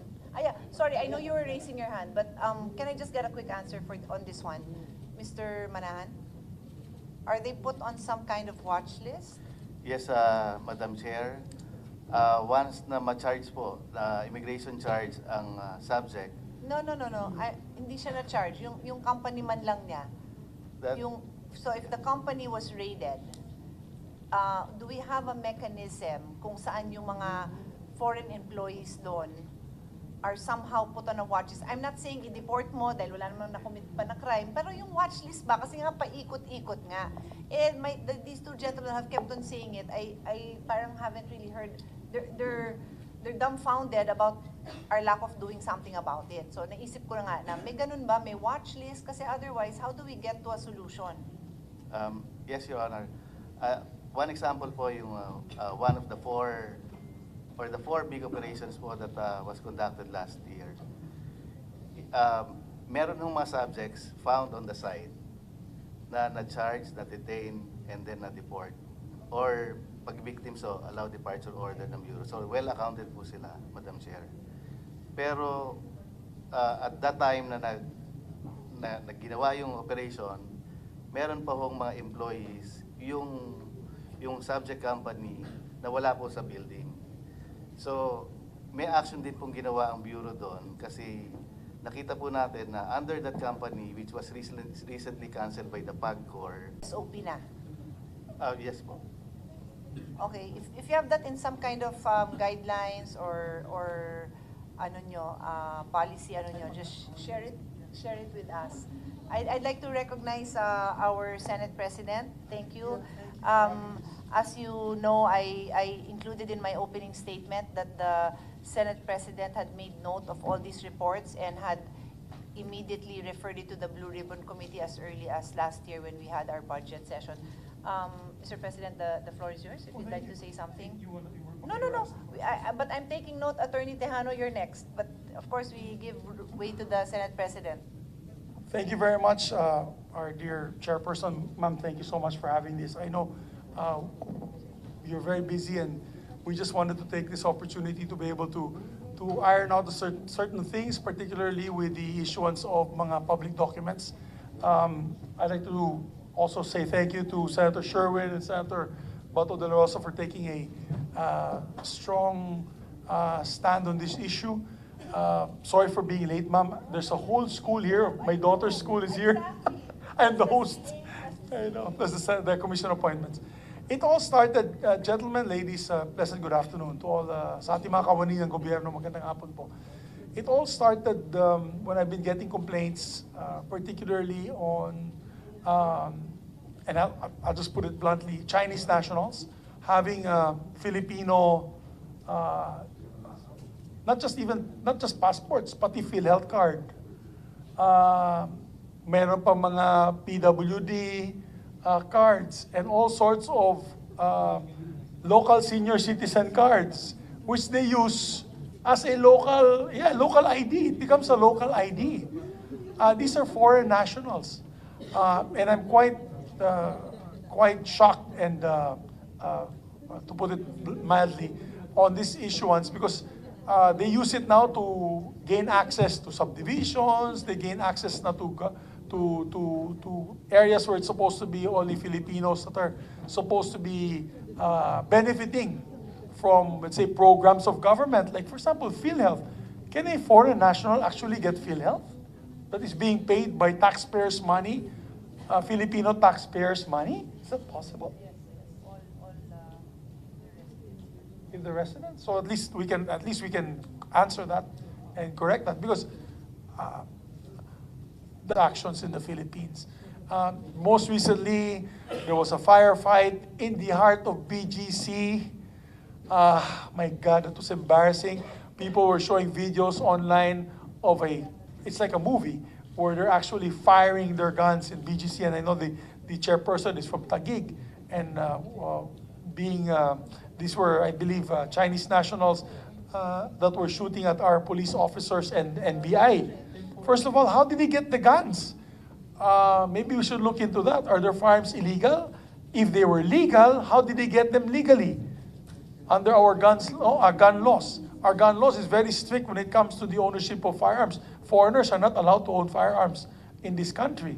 So every time there's an incident involving a foreign national, not just one country, but a foreign national, they always seem to have certain documents, whether it is fake or not. We have to go to the bottom of this, Madam Chair. And I think we have to open the people's eyes on this. And dapat, aware na din yung tao, and that's why I'm happy that we're having this hearing. Aware na po ang taong bayan, lalo-lalo na yung mga registrars at yung mga clerks sa iba't ibang ahensya ng gobyerno pag may nag-a-apply. Lalo na yung mga late application for birth certificates, for example. Pag late application for birth certificates, pati passport, you better make sure that the person that's being issued the passport is Filipino, and you can easily tell naman eh. You can easily tell. I have a friend in the BI, and then iba na daw yung style ng BI na yun when Bureau of Immigration, when they ask apparently, when there are people coming in claiming to be Filipino citizens but don't speak a word of Tagalog or English, or they sparingly speak English, no Tagalog. Ginagawa nila, they start asking about local, as a joke, celebrities, celebrity news. They ask local celebrities, which is an ingenious way of doing it, because people sometimes memorize things. No? People can memorize the national anthem. People can memorize our national heroes. But when you do celebrity news, that's current events, hindi na nila masasagot. Things like that. We have to be more, creative. That's the right word. We have to be more creative when we're trying to catch these unscrupulous individuals.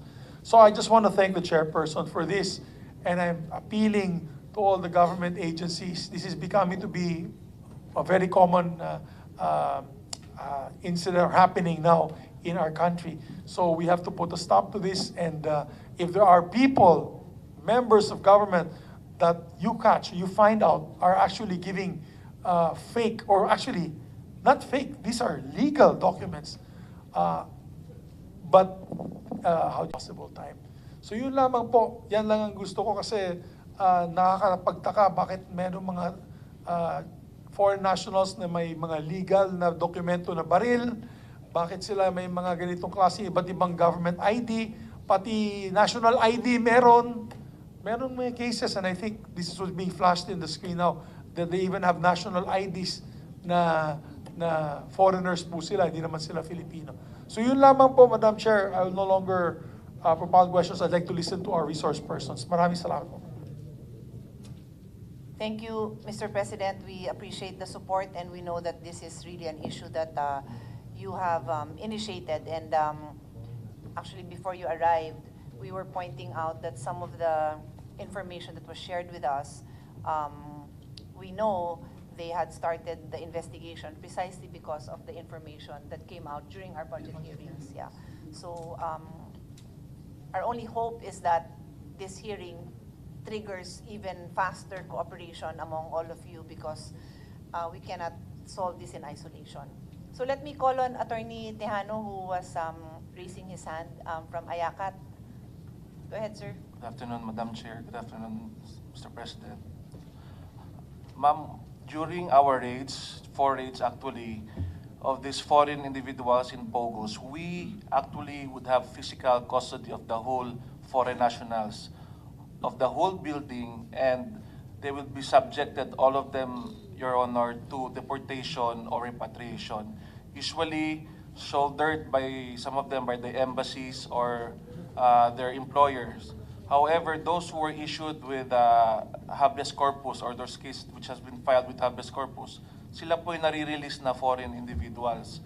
Or those material witnesses that we have in our custody sa tip center, doon po sila. But all of them, Your Honors, are blacklisted and not allowed to come back to the Philippines. I'm curious, who files a case of habeas corpus on their behalf? Yung employer nila, asawa nila, sino kaya? Mga lawyers po nila, Your Honor, they have actual lawyers.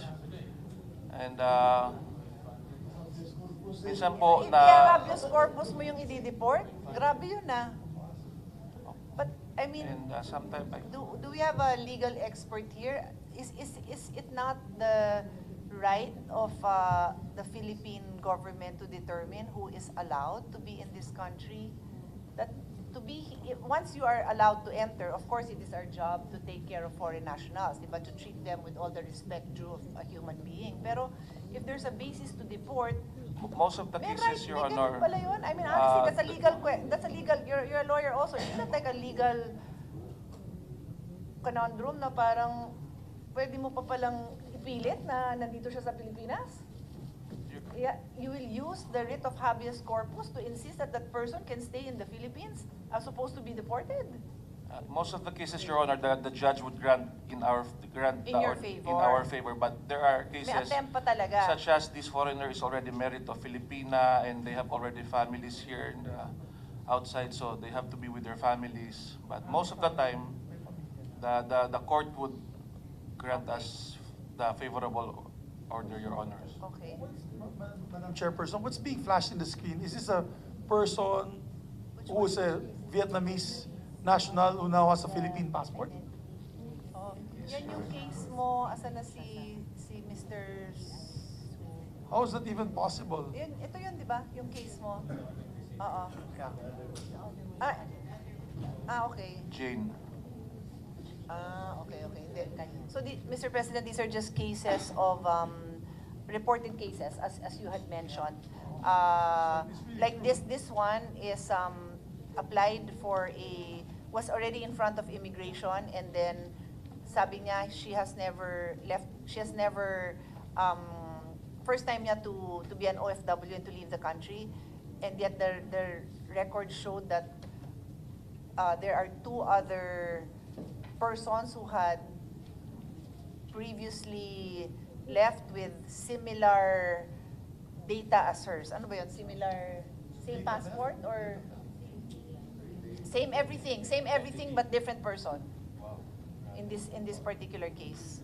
May I, Madam? Yeah, of course. And then ito yung kaso mo, di ba? Alika, baka gusto kong tanongin ni Senate President. Oo, ang katanungan ko kasi po, Madam, is the issuance of the passport. For every crime, you follow the trail, whether it's you follow the evidence. And obviously, if it's money laundering, for example, you follow the money trail. In this case, it is the documents. Just like the other one that you flashed, it was a Vietnamese fellow, all of a sudden, nagkaroon ng Filipino passport. Sino nag-issue ng Filipino passport na yan? Dapat yan accountable. We have to know from the DFA who issued that passport. Now, you find out that person, maybe sindikato yan, maybe hindi niya rin alam. He might show, it says there, DFA Davao. He might show, which is strange because he said this person lives in Zambales. Paano naman umabot sa Davao para mag-apply ng passport yung mama? Ibig sabihin, naghahanap ng easy mode of access to these documents yan. Guys, we have to stay sharp. Nandito yung NBI. You guys have to stay sharp. I'm not a police officer. This gentleman beside me is a police officer. You have to follow the trail. Now, pag nahuli niyo yung lalaki nagbigay niya, nag-issue niyan, nag-interview sa kanya, tignan mo yung dokumento. Kasi baka naman, he was acting on the fact na may legal document, may PSA, or may birth certificate from some place in Zambales. Habulin nyo naman yan. Hahabulin nyo yan na yun. Di ba? So in this particular case, how far have you gone on apprehending those responsible for the issuance of these fake passports? Same goes to the other one. Yung babaeng yun, may dalawang passport, same data. Sino nag-issue niyan? Baka isang tao lang yun. Baka sindikato yan. So yan ang dapat natin bantayan. I'm not saying that there's a syndicate. Possibly. As my son always tells me, you'll never know. My son always tells me that for some strange reason. So, we have to follow the evidence. Okay, dito lang. Dito lang sa Vietnamese individual na ito. Ano na nangyari dyan sa investigation? How far have you gone in trying to apprehend who was the one in charge of giving them these documents? These are legal documents. These are not spurious. These are legal documents. If I may just summarize and then we get a response, no? So my recollection of this case is the passport was actually issued and it was the BI who caught it, tama ba? And then from there, na-investigahan and it was determined that the document submitted to DFA was authentic, tama ba? O feel free to correct me. So who wants to continue and tell the Senate President, report to us as requested by the Senate President, what happened then after... Oh, dito, itong case na muna, ma'am, para we can find out, we can just focus on this one case. With the permission of the chairperson. Madam Chair, Your Honor, we would like to thank the, of course, the Bureau of Immigration for calling our attention. And based on our records, Your Honor, we did determine that the applicant submitted a genuine birth certificate. Where was the birth certificate? Who issued the birth certificate? Was it the municipality or the PSA? The PSA, sir. And a genuine driver's license. So, wala na. What happened there after that? We have since canceled the passport, sir, December 28, 2023. That's the point, Madam Chair. It's not just a simple cancellation of passport. If this happened in the United States, oh my God, the U.S. Homeland Security is going to run after you and whoever issued that document. Bakit naman tayo dito ganyan? Kaya walang natatakot sa atin, guys eh. Talaga, walang natatakot sa atin kasi, ay, hindi cancel mo na lang yung passport. Ganun na lang. So yung nag-issue ng fake document na real, but of course with the fake input of information, goes scot-free. Must have made a couple of $1 million, you know? Unfortunately, because of corruption. We gotta put a stop to these guys. Talagang dapat matigil na to. So, wala na. Ganun hanggang doon na lang? Or what is the recommendation of the DFA? Or what is the recommendation of any agency here, please, on how to explain this issue? Have you already penalized the person involved in releasing that document? PSA, would you like to answer? Mr. President, good afternoon po. This is among the documents under investigation by PSA, this is the one document that we say this is authentic, that came from PSA indeed. But this one is a case of identity theft, wherein the actual document owner was born in 1996. 2 days later, that person died, and this person assumed, 1999, assumed... With due respect, Mr. Manawag, no, I don't need that explanation. I want to hear from you, what the hell did you guys do to correct this and to penalize that fellow who gave that, or allowed it to happen, that document from the PSA? Do you do at least some normal, okay, when you issue is that a late registration, a late request for birth certificate? Late siguro kasi, di ba when you're born in asa tong imong lungsod? Santa Cruz, Davao del Sur. When he's born in the barangay in Davao del Sur, the hospital there will issue the birth certificate, di ba? The locality will issue the birth certificate. Now, if there's none, which happens to many Filipinos, wala silang birth certificate, you go to the PSA now for late registration of birth certificate. Ibig nyo sabihin, napakadali, ganun lang kadali, kumuha ng late registration of birth certificate na yon.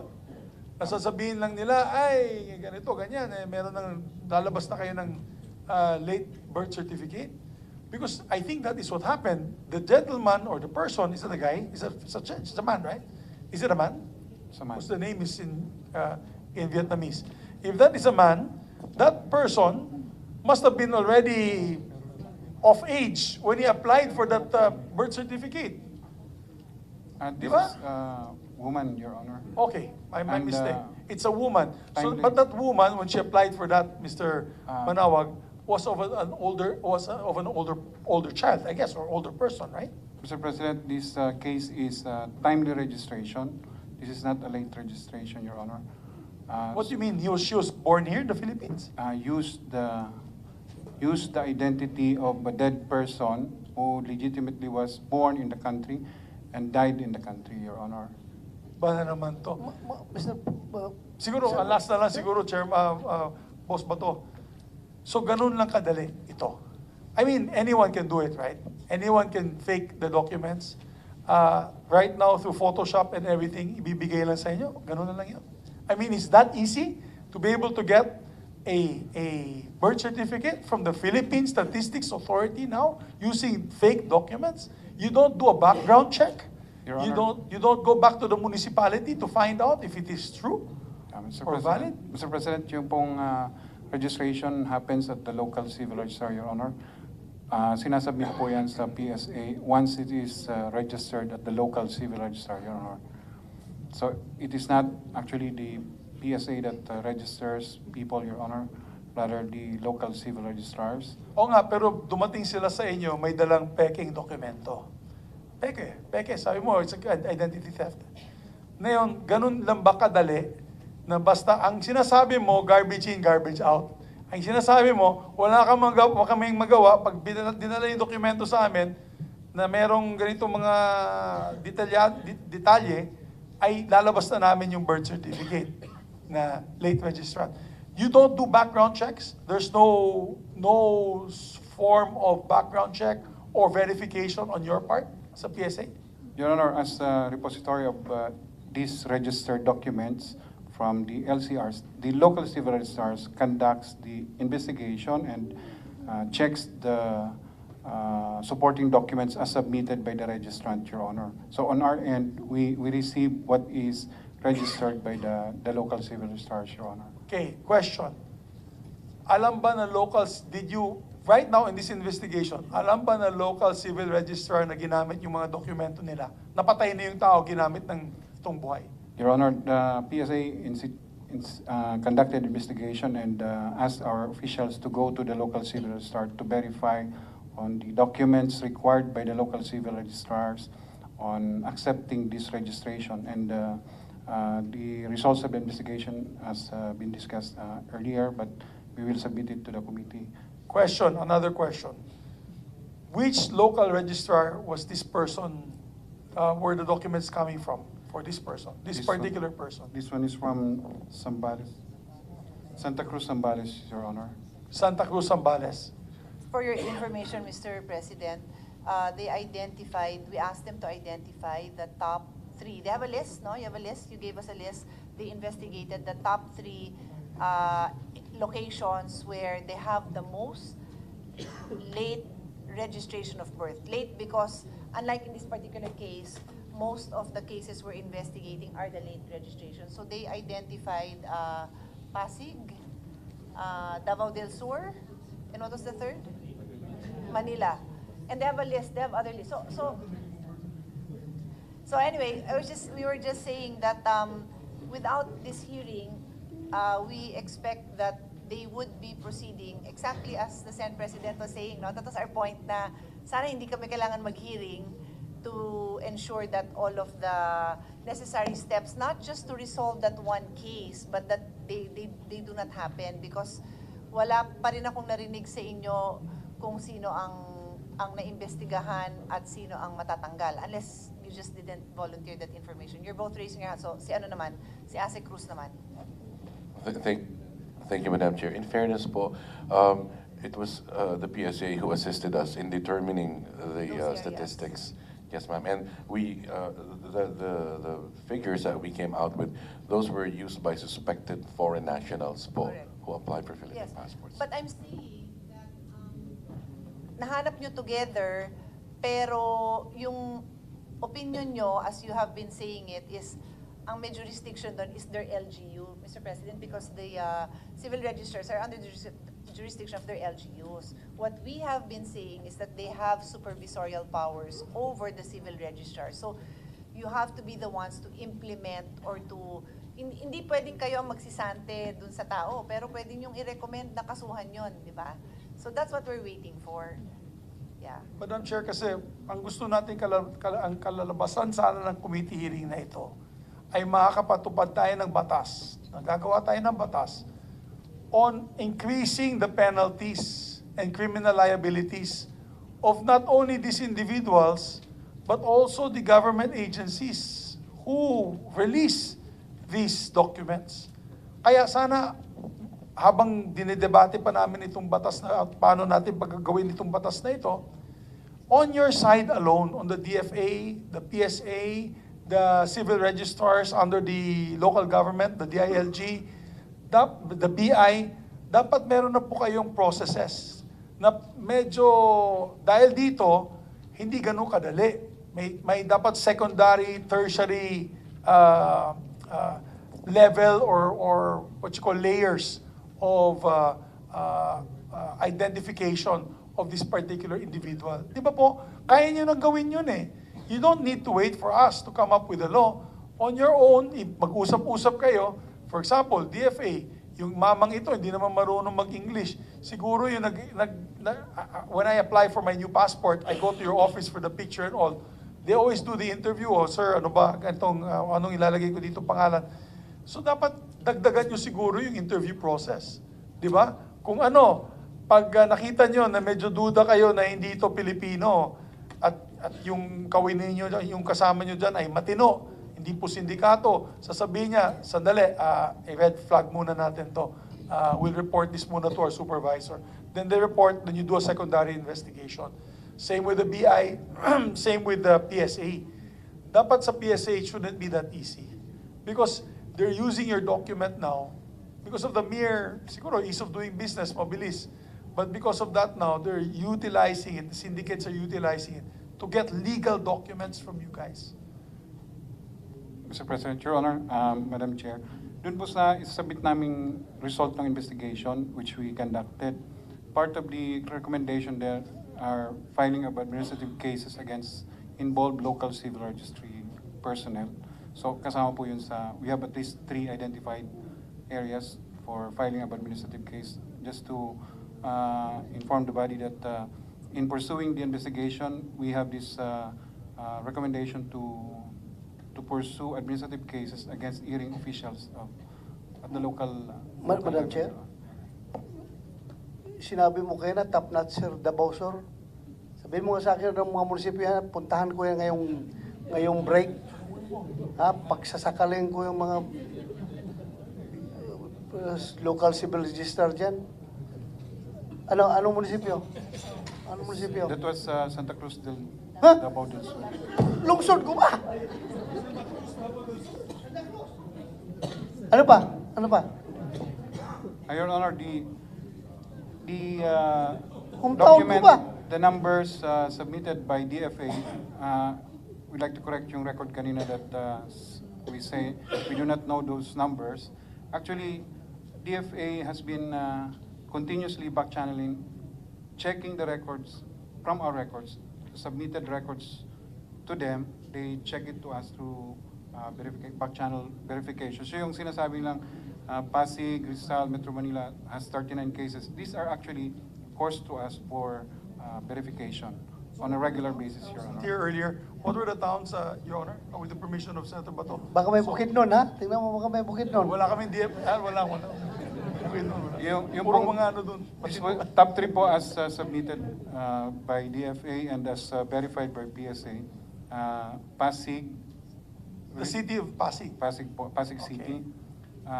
Santa Cruz, Davao del Sur, and the third is Manila, and Quezon City po yung fourth with 10 cases referred to us po.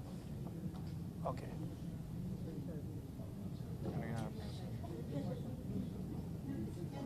Investigations are all ongoing as we speak, ongoing, or because kayo nga ang technical supervision, right? So what do? You write to the mayor and tell them, nangyari to, paki-imbestiga, fina-follow up nyo ba? Because I assume that that's where the IACAT comes in to really follow up because nga medyo may disjoint, di ba? Kasi they're not, the civil registrars are not effectively under you. Tama? Am I correct? I mean, who's following up on the cases? Yun yung tanong din ni Senate President. It's not enough na na-deport, di ba? Yeah. Do you want to answer? Anyone? Oh. Mike. Madam Chair, for this particular foreign national po, the investigation is pending with us, with the NBI. And, But, sorry if I may interrupt, no? Not just one case. Like katulad niyan, natanong ko, ano yung top? Is there like an ongoing investigation for all those in the top list? Diba? Kasi there's something going on. Bakit siya nasa top? May ganon? Is anyone taking the lead on that? Or, yan, medyo tinginan tayo. So parang wala. That's the question. How do we end this? Yes, Asek, please. Yes, Madam Chair, that is one of the agenda items in our next meeting with the Interagency Task Force on passport irregularities po. Because I would have thought, because thank you for your update earlier that you already had they had two meetings right after our budget, which is good, no? Pero I would have thought that nasama na talaga dapat yan. No, imbestigahan na yon, di ba? Because I was saying that kung pwedeng hindi ako mag-hearing nito, I won't have a hearing. There's so many things that we have to do. So, sana mabilis lang kasi every day that passes, that syndicate is growing. And unfortunately, earlier, both the two gentlemen with me, somebody asked a specific question, one of you, is there a syndicate? And yung sumagot pa nga, parang hindi naman. Di ba? We asked if there's, ang dating sa inyo, hindi. So, either you're even more naive than the average, or I don't know, because you don't think that there's anything, Madam Chair. you're not suspicious about it. Madam Chair. Yes. If it's okay, I can make a suggestion. Of course. Parang lang to make it harder for these unscrupulous individuals from obtaining legitimate government IDs. Maybe we can institutionalize yung TIN ID, BR TIN ID, as a requirement, except of course pag kunwari birth certificate. Since our issued TIN IDs has an authentication mechanism in place, so you just scan the QR code sa Viber scanner, and you'll know if it's a legitimate individual. Anyone who pays taxes can get a TIN. So what you're trying to say is the TIN ID will also save their foreigner or not? Will it have will it be able to trace that if he was a local or a foreigner doing business in the Philippines? Yung ID po kasi, ang nakalagay po doon is address and then name, birth date. So may mga details po doon as to whether yung citizenship right now hindi pa po eh. Pero at least pag skinan yun, you'll find out if duly registered naman siya sa BIR. Basically, what you're offering is a technology that works for you. That upon scanning it, you can get that information. Yes, okay. Yeah. But basically, PSA has their own technology also to that effect, right? I mean, I'm not diminishing in any way your suggestion, but what you're saying is you have a system that works for you. Diba? Yung pag-skinan nga, makukuha yung info. Pero may ganun din sila. Kaya lang, we have cases where authentic certification, the actual paper, tapos yung barcode, which is, I guess, supposed to do the same thing, nanggaling sa ibang lugar, nalagay dun sa papel na ninakaw. So may mga ganon. Itong mga documents kasi na yun, Madam Chair, I just realized, these documents now, like passports, they're being utilized now to buy land. They're trying to buy land, homes. So if you're a syndicato na you're into drugs, you're a criminal syndicate into drugs and all that, they can use this person now to buy land, a house where they can manufacture shabu and all sorts of nefarious activities. So, Pwede guys, pa baril. Baril. Passport. Pwede, baril. Filipino passport yan eh. Kasi legal ID na yan eh. So guys, we just had to know the severity of the situation. It's 3 o'clock and I'm being reminded by my Secretary General that we have to start session. But Madam Chair, maybe if you, I think we still need one more hearing for them to report to us. May we ask the head of the NBI to please come, si Chair, Director, NBI Director to please come, because with due respect, you guys are in charge of this, but it's good that yung bossing yun nandito para alam niya kung gaano kadelikado itong sitwasyon na ito. And he's made aware so that he can support the men and women on the rank and file on this investigation. So after this meeting, I hope that you can already push for policy that can put a stop, another layer of investigation to make sure that the people that are getting these documents are the real, authentic Filipinos. Hindi katulad nito. You know, initially when we brought this up, remember, Madam Chair, when we brought this up during the budget hearing, they were in denial. The agencies were in denial. They were in denial. Even with due respect, pati NBI, tinext ko sila. Ang sabi, wala pa sila mga kaso that they're aware of. And na yun, ang dami na pala. 21 na sa Davao del Sur, sa Pasig, ilan? Sa Pasig? 30, ilang kaso dyan, nabigay ko sa yung listahan, boss. 39 na sa Pasig, in Davao del Sur. Wala akong kilala doon. Si Tata Sala ba? Si Mayor Tata Sala ba? Hala. Si Mayor Sala, kaibigan ko. So, you know, if it happens in one particular place, there's a possibility that this guy who was able to get that will tell now somebody else, doon ka pumunta kasi madaling kumuha niyan. Ganun yun. Di sindikato na yan. No, sindikato na yan. Come on, guys. Kawanita yan ng gobyerno dito. We have to do our best to make this, not make this happen. It's an embarrassment to these agencies. So, thank you, Madam Chair. No? I think the PSC would like to react. Mr. President, thank you, Madam Chair, on the question on what future policy, kasi at the moment we are in discussion, we've been asked by House of Representatives to comment on a bill, the Civil Registration and Vital Statistics Bill. This is basically to amend the 1931 law creating the civil registration law in the country. So it's an old law that needs to, basically that law do not give power to any student, to PSA now, to penalize local civil registrar. What we can, the farthest that we can do is to recommend to the local chief executive to act or to penalize or to administratively sanction the local civil registrar. But on the part of the PSA, what we can do after investigation is to put them. So basically, the law, the bill is seeking to increase that power of PSA to penalize, to put them under the Philippine Statistics Authority's rule, and also part of the is to add penalties on erring implementers of civil registration law. It also deals on digitalization of the system so that this, in coordination with the other agencies that require our. Yes. For the record, we'll probably craft a more comprehensive law, not just amendments to the Civil Registry Act. It should be all-encompassing, from the DFA to the PSA to the BI to the civil registrars. Lahat na nagbibigay nito, pati yung mga nagbibigay ng fake PhilHealth, pati yung nagbibigay ng fake PWD, yung hindi naman PWD na bibigyan ng PWD card. I mean, we will come up with a more comprehensive measure. Yeah, we will also involve the PSA and all the agencies in the TWG. Thank you very much, Mr. Let me recognize the presence of Senator Noy Morcoso.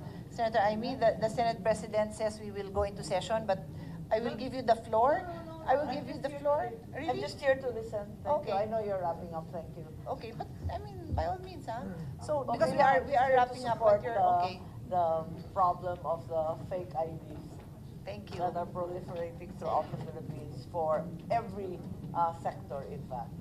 Wala naman sa Ilocos na nabibigyan ng fake ID. Hindi, maraming fake PWD. PWD fake ID. Yung ID, totoo. Pero yung tao, hindi talaga PWD. Racket ng LGU pa. So, I believe we called on everyone except DMW and the ICT. We acknowledge your presence, no? Very, very short questions of the sanctity of the passport is no longer there, no? So you confirm that. We confirm that, Madam Chair, and in fact, we have one live case where the identity of an OFW was quote-unquote stolen, and therefore she attempted to leave the country last January on an authentic passport. But upon verification, the records show that she has actually left the country twice before on the same credentials, but obviously fraudulently obtained. So on our part po, when this happens, we immediately cancel the license of the agency involved for immediate action on our part. And just to support your point, Madam Chair, yung vulnerabilities po ng OFWs na dadagdagan, kasi nga po, as pointed out, na si-circumvent po yung batas natin for household workers dahil the legal age for them to be deployed is 24 years old.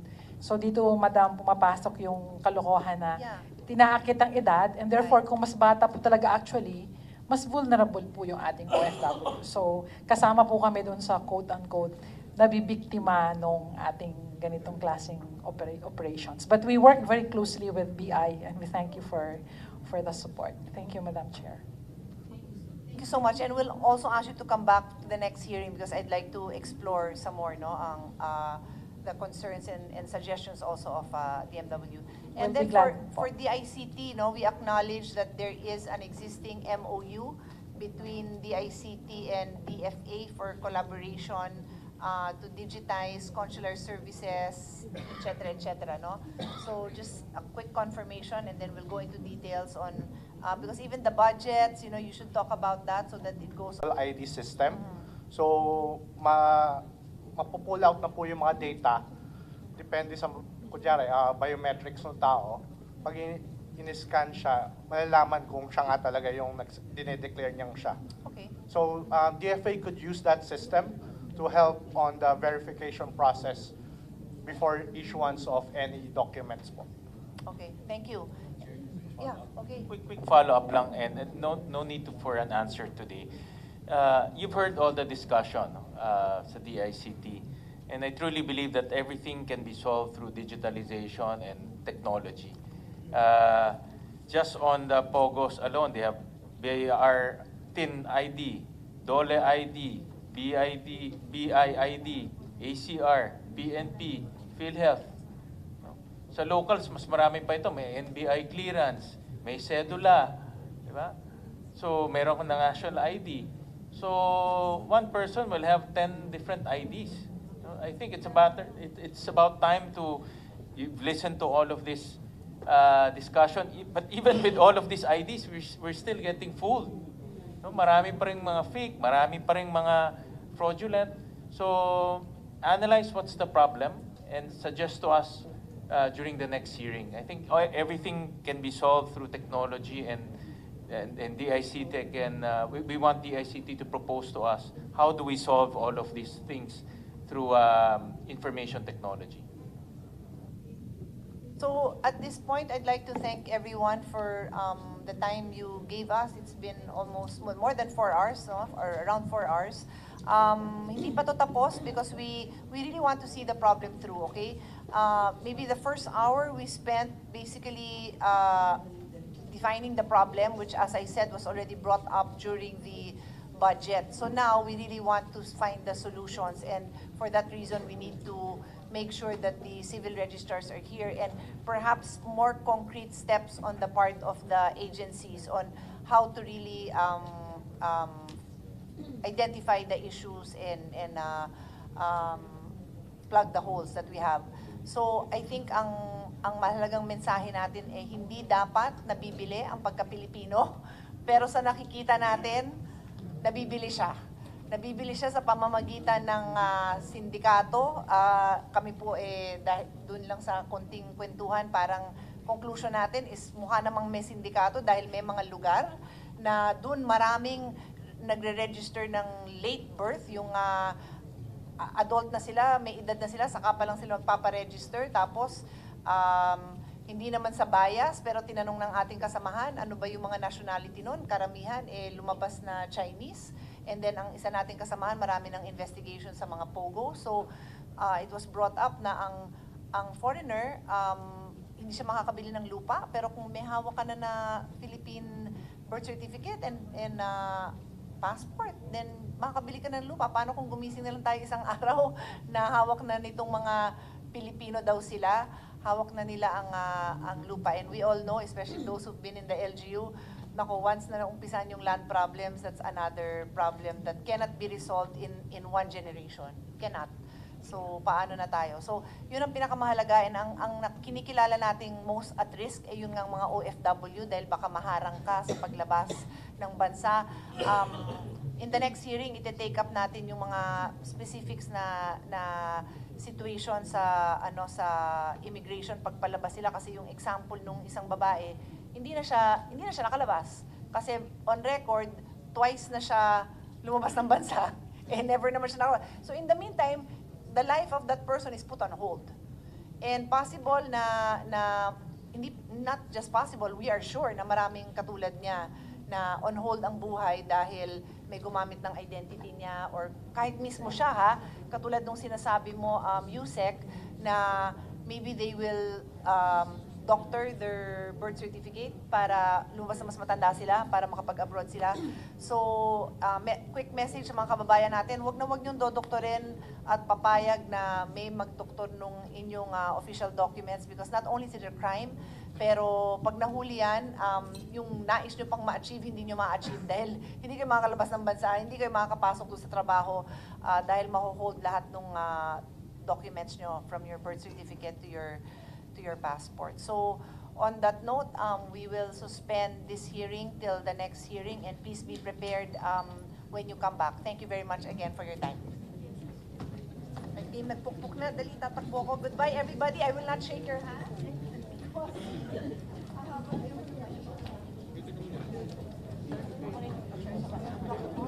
Ako na sa kanya, akin yung bag niya. Sino?